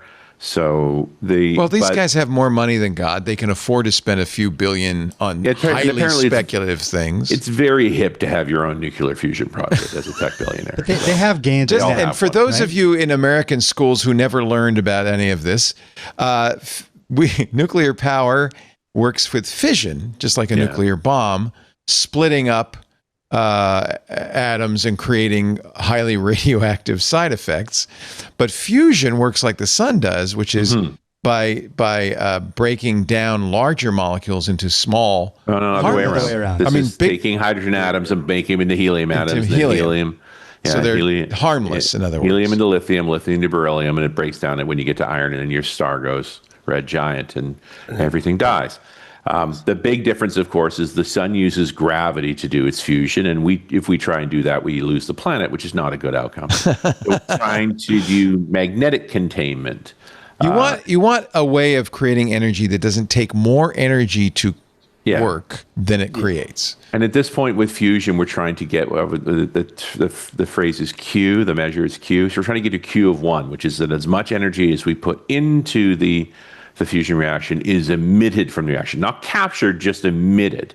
And we haven't even gotten to that yet. We still put in more energy than is actually emitted in the fusion reaction so far. And realistically, for a power plant, you need a Q of about 50 because you're going to have losses in capture and conversion. So we're just a long way away. But arguably the biggest issue with fusion, if you're really going to get serious about this, and I'm sorry we're in the weeds, is the lowest temperature fusion we can handle right now is deuterium-tritium fusion. So these are isotopes of hydrogen. Deuterium has 1 neutron on it. Normally hydrogen has none. Deuterium has 2 and is a radioactive compound. That second neutron doesn't hang around for very long. Somewhere in the neighborhood of a few weeks it's going to pop off. And so deuterium's naturally occurring. You can find it in ocean water. We extract it that way. It's a bit expensive to do, but it's not catastrophically so. But tritium's basically not naturally occurring. We have to breed it from lithium-6. And that takes a lot of energy. We currently make a few grams of tritium a year. We primarily use it to seed our thermonuclear bombs. And now we're going to need kilos of it to be able to run fusion reactors with it. And that takes a lot of energy and an infrastructure we don't have. And it emits neutrons in its fusion reaction, but it's the relatively low temperature one. There are other fusion reactions we can use that are anisotropic, they don't emit neutrons, and they use common compounds, the lightest of which would be a boron-proton fusion. But that's a 10-fold increase in energy requirement to operate that reactor. So yeah, we're close to we can make a reaction happen, but it's not actually efficient enough, and we don't have any way to make the fuel at scale. So there's a few problems. just speed bumps on the road to the bright future. If they did invent it, boy, it was great. Whew, the world, everything had changed, right? Well, they keep talking about power too cheap to measure, and then you get into, except you need to make the fuel, and you'd have to do the capture systems, and you have to maintain This the is why infrastructure. I'm kind of fond of the idea the sun is beaming all of this energy to us all the time. We just need to get better at capturing that energy, whether it's through solar or wind or geothermal or something. At geostationary orbit, it's about 1,350 watts per square meter. So I know it's all that energy, but we really use a lot of energy. So to be able to capture enough sunlight to make a gigawatt, you need a collector several kilometers in diameter. They're big. Yeah. And that's complicated, right? It just takes a lot of space to collect that amount of power. Right. And our current photoelectric approaches are about 20% efficient. So you're getting typically less than 200 watts. But it's not just solar. Meter. There's also wind. There's also tidal action. There's all sorts of interesting ways to capture the energy the Earth is generating. It just takes, it takes time and complexity, and it doesn't work all the time. Well, there's incentive now. That's and it's improving. By far, solar is our cheapest power generation source. The second cheapest is wind. Yeah. We've matured those technologies to the point where we're building them. In fact, again, I'm working on my scripts for the Power Geek out for the end of the year. And even with all the effort that the current administration has gone against renewable energy, the United States is going to end up in the end of 2025 building a huge amount of solar and wind. Yeah. Record year quantities. Economics dictate it, if nothing else. It's the cheapest power source. Why would anybody turn away from it? Right. Where can people... Obviously, you're not going to put your talks on YouTube because... My talks are on YouTube. Are they? Yeah. You can search for Richard Campbell Nuclear Power. You'll see this talk. Oh, well, thank you. Is that you or somebody else did that? That's part of my deal with the NDC folks is they do those publications. It's all on YouTube, isn't it, Doc? That's right. Dude, everything is there. And when he said the reactor in Georgia was 1.2 gigawatts, I was like, is it 1.2 or 1.21? There it is. Somebody's put the link in our Club Twit Discord. Yeah, Understanding nuclear power. Wow. Yeah, the really efficient, cost-effective GE triple cycle steam turbines are about 300 megawatts, 320 depending on the model. And so we tend to build all our steam generators per turbine, which is why you see these units of 300 on all these reactor designs. So there'll be 600, 900, or 1.2s, a couple of 1.5s in other parts of the world because it's just the number of steam generators that you use. And that's same if you're doing coal, same if you're doing oil, even natural gas, although combined cycle is a little more complex, they still have a 300 megawatt turbine involved in that. It's just a normal pattern. You said something, and then Leo was cracking the joke about everything being on YouTube. But I just discovered something recently that I have no idea how I didn't know because I used to be there pretty much every weekend. But you know that during the whole coal boom in West Virginia, there was a situation where they were trying to unionize, and then the mafia dudes that kind of ran the coal mines didn't want them to unionize, and their form of protest was to wear red bandanas. So the word that we use, redneck, has nothing to do with being from the South. Redneck comes from the coal miner protesting for their unionization. So to this day, in certain towns in West Virginia, you know how you have the banners that go across the street for decorations? Yeah. They use red bandanas, as the decoration. So we have been miscoining the word redneck for many years. Soon, everybody in Northern California will be called a chicken foot. And I want to be the first to say that. We're going to take a break and wrap up with some fun final stories. By the way, you may have noticed, we didn't talk about AI once practically this whole...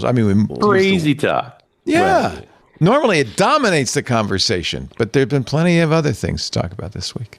We're glad to have you here, Doc Rock of YouTube fame, and Richard Campbell of Windows Weekly and .NET Rocks fame, and Run His Radio fame. Our show today brought to you by Zscaler, the world's largest cloud security platform. And actually, AI is a real topic of discussion at Zscaler. See, in business, AI is both a wonderful thing and a nightmare. Obviously, the potential rewards of using AI in your business are too great to ignore, but so are the risks. not only the risks of bad guys using AI to break through your defenses, but the risks of your own employees using your private data in public AIs, losing sensitive data. There's a lot of risk and a lot of reward. Fortunately, you can manage all of that with Zscaler Zero Trust Plus AI. Generative AI obviously increases opportunities for threat actors. They are using it to rapidly create phishing emails. They can write malicious code. They can automate data extraction, and they can do it at scale faster than you can devise a defense. I mean, just look at the headlines. There were 1.3 million instances of social security numbers accidentally leaked to AI applications. ChatGPT and Microsoft Copilot saw last year nearly 3.2 million data violations. So it's not just the bad guys, it's your own team. It's time for you to rethink your organization's safe use of public and private AI. Just check out what Siva, the Director of Security and Infrastructure at Zuora, says about using Zscaler to prevent AI attacks. Watch this. With Zscaler being in line in a security protection strategy, helps us monitor all the traffic. So even if a bad actor were to use AI, because we have a tight security framework around our endpoint, helps us proactively prevent that activity from happening. AI is tremendous in terms of its opportunities, but it also brings in challenges. We're confident that Zscaler is going to help us ensure that we're not slowed down by security challenges, but continue to take advantage of all the advancements. With Zscaler Zero Trust Plus AI, you can safely adopt generative AI and private AI to boost productivity across business. Zscaler's Zero Trust Architecture plus AI helps you reduce the risks of AI-related data loss and protects against AI attacks, guaranteeing greater productivity and compliance. Learn more at zscaler.com/security. That's zscaler.com/security. This is a solution everybody needs to check out. zscaler.com/security. I guess this is worthy of notice. If you're a hacker, one of the things hackers like to do is put the game Doom on everything from wristwatches to little Raspberry Pi devices. But this is the weirdest one I've ever seen. A programmer from Iceland, Olafur Wage, a senior software developer who now works in Norway, showed off at the Ubuntu Summit how he, a self-described professional keyboard typist and maker of funny videos, ended up making what is the outlandish port of Doom yet. It's running on the European Space Agency's OPSSAT satellite. It's a flying lab for testing novel onboard computing techniques. It has an experimental computer on board, more powerful than typically, 10 times more powerful than typically used on a spacecraft. WAG explained OPSSAT was the first of its kind devoted to demonstrating drastically improved mission control capabilities when satellites can fly more powerful onboard computers. So, it's an onboard ARM dual-core Cortex A9 processor. Not the fastest thing on Earth ever, but he decided he was going to get Chocolate Doom 2.3, which is an open source version of Doom, to run on it. It was already running Ubuntu LTS, 18.04 LTS. He says Chocolate Doom has libraries available for 1804. He literally updated the software from Earth in orbit. He says it's relatively straightforward to see, few external dependencies. It's easy to port. The only sign Doom was running in space at first was a lone log entry. So the team used the satellite's camera to snap real-time images of the Earth and then swapped Doom's Mars skybox for actual satellite photos. They took a screenshot from the satellite and put it in the sky. Let me see if the image is here in this article from ZDNet. Pretty wild. There's no gaming consoles in space. Apparently it ran beautifully because it's on Ubuntu. No, there's no images. Shoot. I was hoping we could see Doom running on a satellite, but you just have to use your imagination.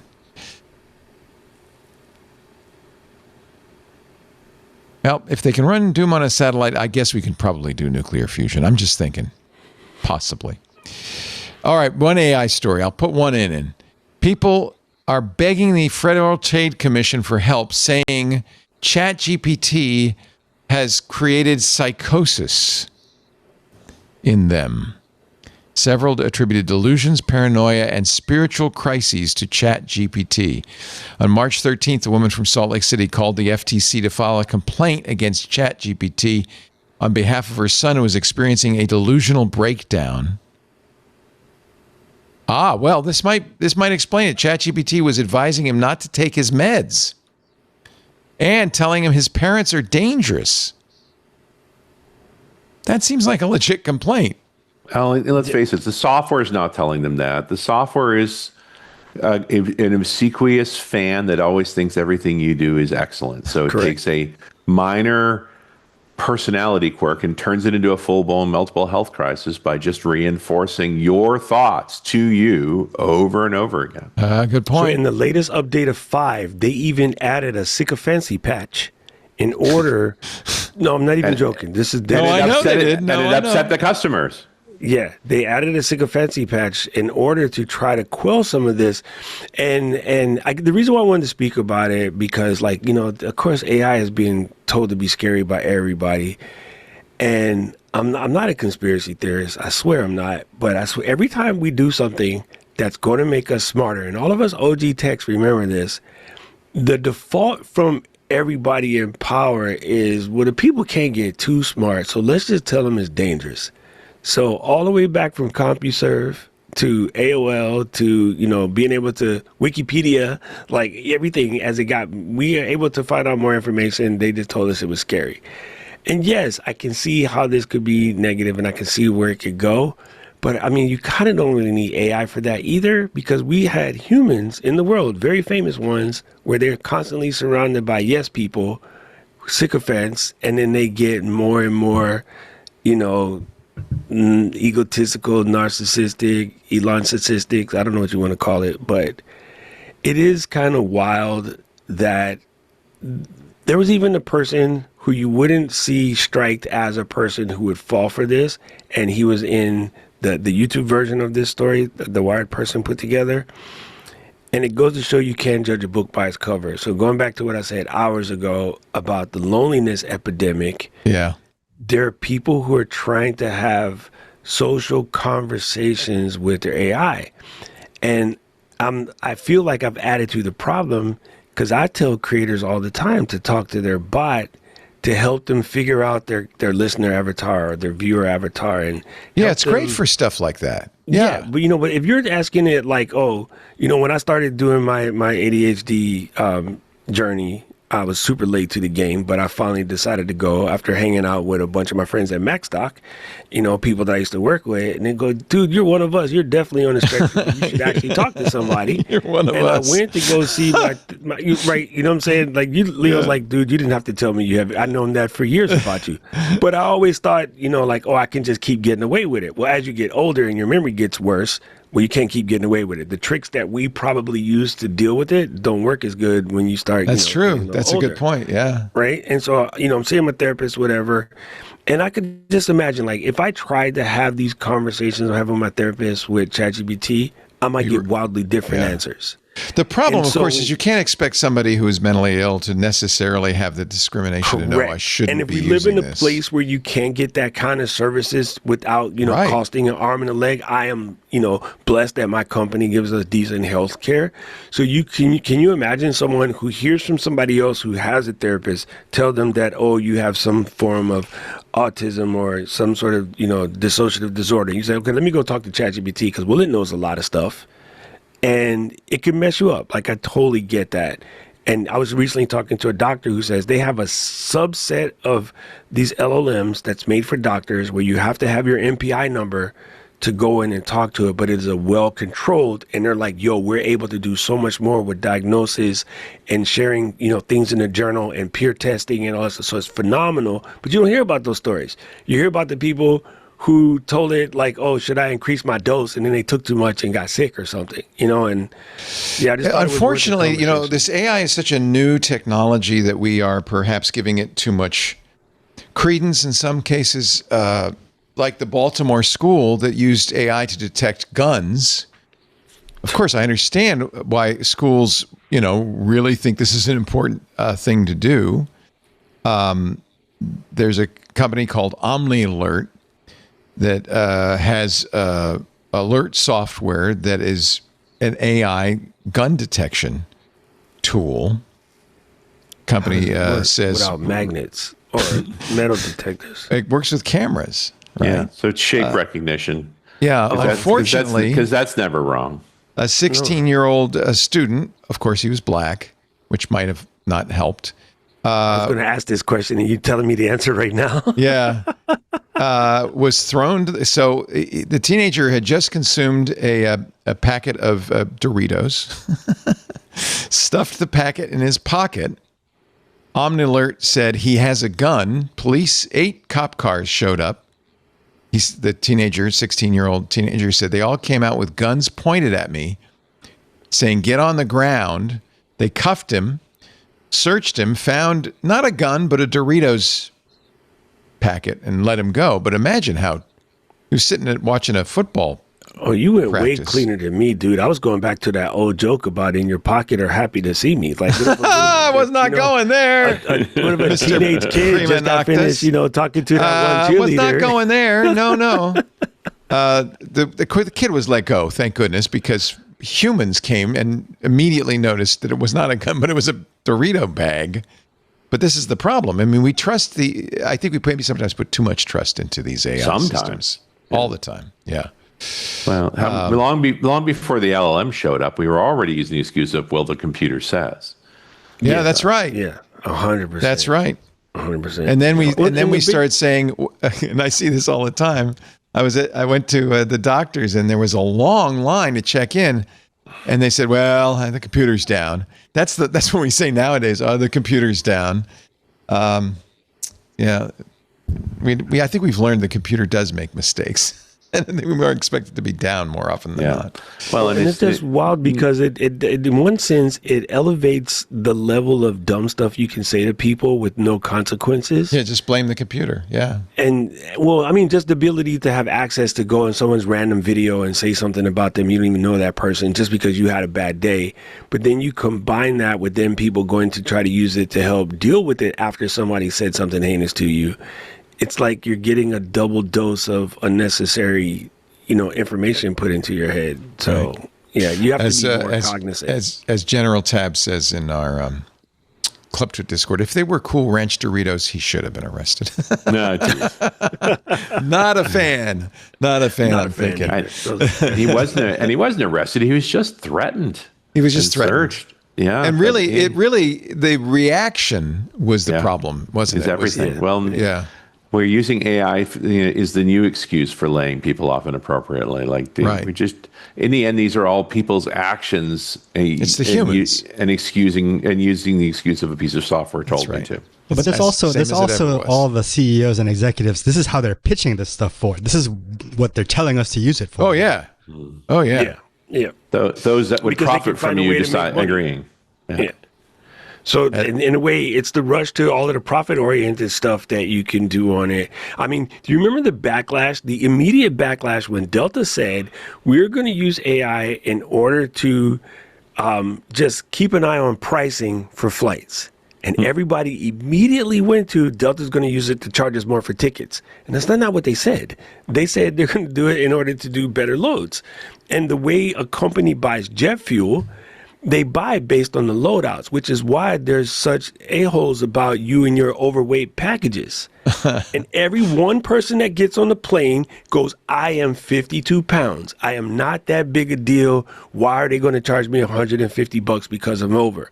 Well, because there's 380 y'all on a Airbus 330. Yeah, but there's a guy sitting next to me who weighs more than 50 pounds more than I do. 100%.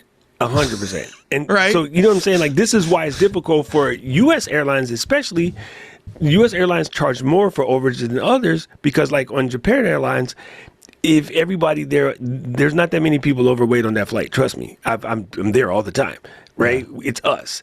And so we panic and we say that they're going to use it to, basically rip us off. And that wasn't technically Delta's intention, but we all went there automatically because that's just the way they were always told that all the companies are trying to come after us.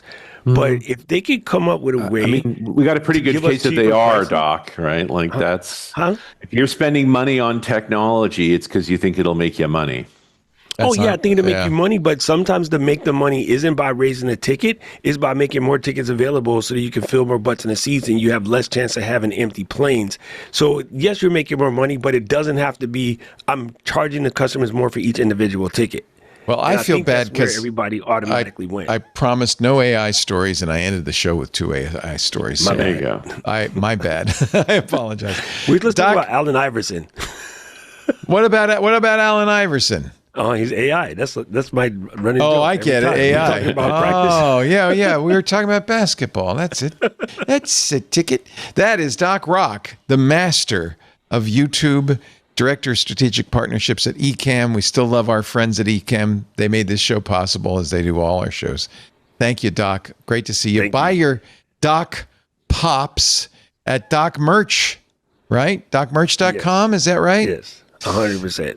I'm going to get a few right now. You're learning how to code streams live. Those are coming. Those are big right now. Just sit down and work. Oh, I did that. Okay, so last year in December, they do this coding challenge, the Advent of Code. And I'm not a pro coder by any means. I am a complete novice, but I love coding. And I did 4 or 5 videos of me solving the first few days of the Advent of Code. I think it was a lot of fun. It's a lot of fun. I think I'm going to build my Home Assistant, and I'm going to buy a green one and a yellow HA one on your. Do it live. Yeah, it's fun. I don't know why I need to buy a yellow one, but it said it had more power, and it was only a little. Is yellow better than green, Richard? No. Well, the yellow's the older one, and it had integrated Zigbee in it, which is kind of convenient. It just didn't work as well as that external.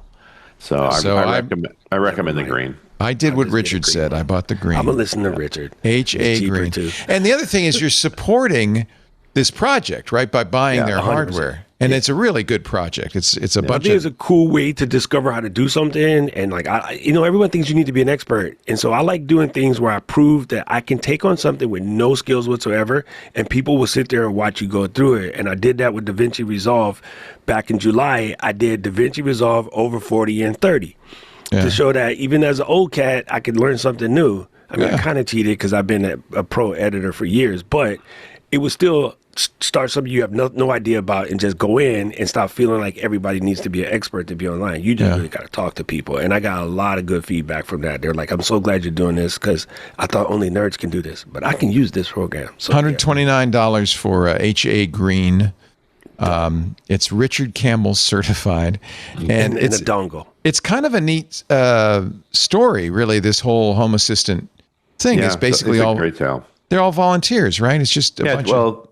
They're now making enough money that they're paying some of their people. It's one of the good news open source stories where when they created their web proxy product called Nabokasa, so that you could use your phone client. In order to support them, I subscribe to Nabokasa. Yeah. Is it best to buy it direct so they can get the most money?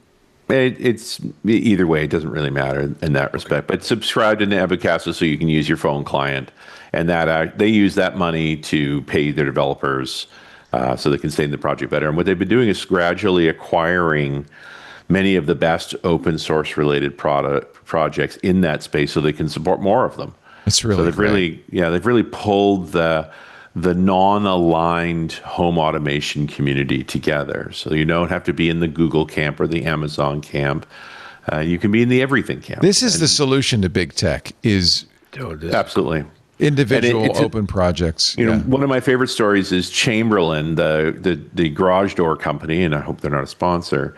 They had been supporting open source and Home Assistant for a while, but then they decided that they didn't want to do it anymore and basically closed off their APIs and basically broke everybody that had an automation with them. And within a week, a group of Home Assistant guys had built a separate controller that you could connect to their system and bypass it entirely and use Home Assistant anyway for $50. Can you talk to this? I mean, it's not, can you like use an Amazon Echo or Google Assistant to talk to it? So you can use Amazon and Google with it as well. There's plenty of DIY solutions, but recently the Home Assistant folks have started shipping their own voice module, and it's a fairly reasonable price. Still considered a beta. And then you have a choice of using onboard voice recognition, or if you'd like to use OpenAI, you can. You just a configuration setting, and you can send it out and pay for your OpenAI API or a local, whatever you prefer. So the level of functionality is up to you. But the voice unit, I've tried a bunch of different ones, and the one that the HA guys are making has a good spousal acceptance factor. It does the right thing. When you call to it, it makes a little chime to let you know it's heard you. Then you can give it the commands you want.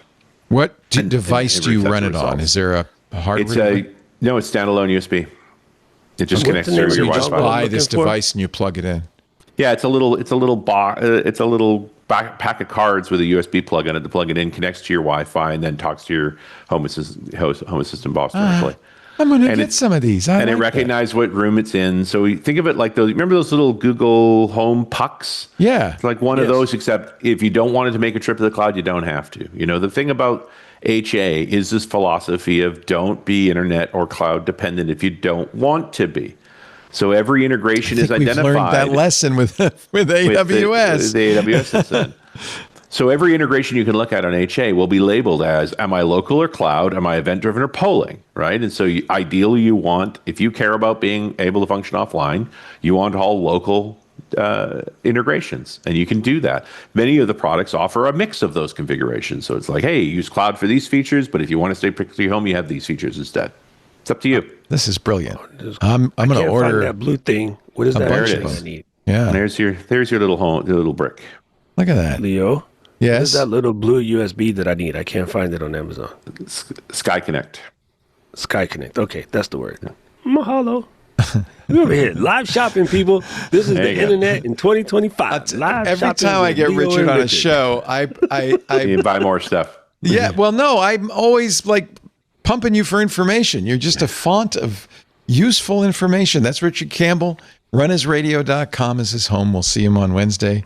Good. Are you leaving Utrecht, or are you going to? No, I'm here till Friday. So this will probably be the set for Windows Weekly, just because it's going to be too late at the arena for that. Yeah. So yeah, we'll see. Although maybe with Paul on the line, I should be in the tub. I could do the tub from the. Please do the tub. It would be so much. I'll do the tub. You could just pretend to be bathing.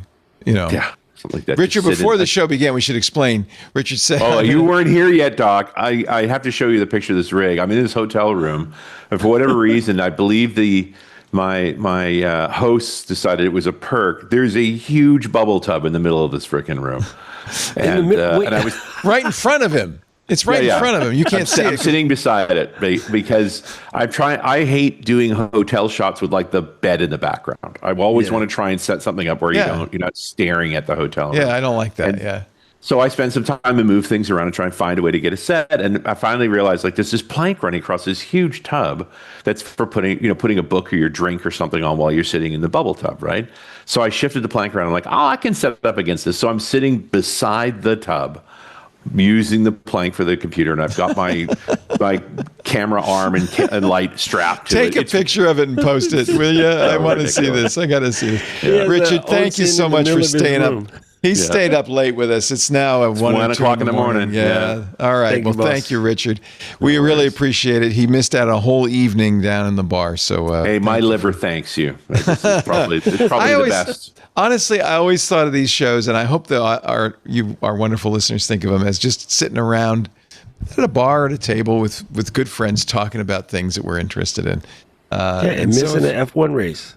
Yeah, I don't mind that. I have it on I'm going to go catch F1 up now. TV. Yeah, I'm going to go watch it. Thank you, everybody, for joining us. We do Twit every Sunday afternoon, 2 to 5 p.m. Pacific, 5 to 8 Eastern, 2100 UTC, middle of the night in Holland. Holland, what did I say Holland for? The Netherlands, because we don't call it Holland.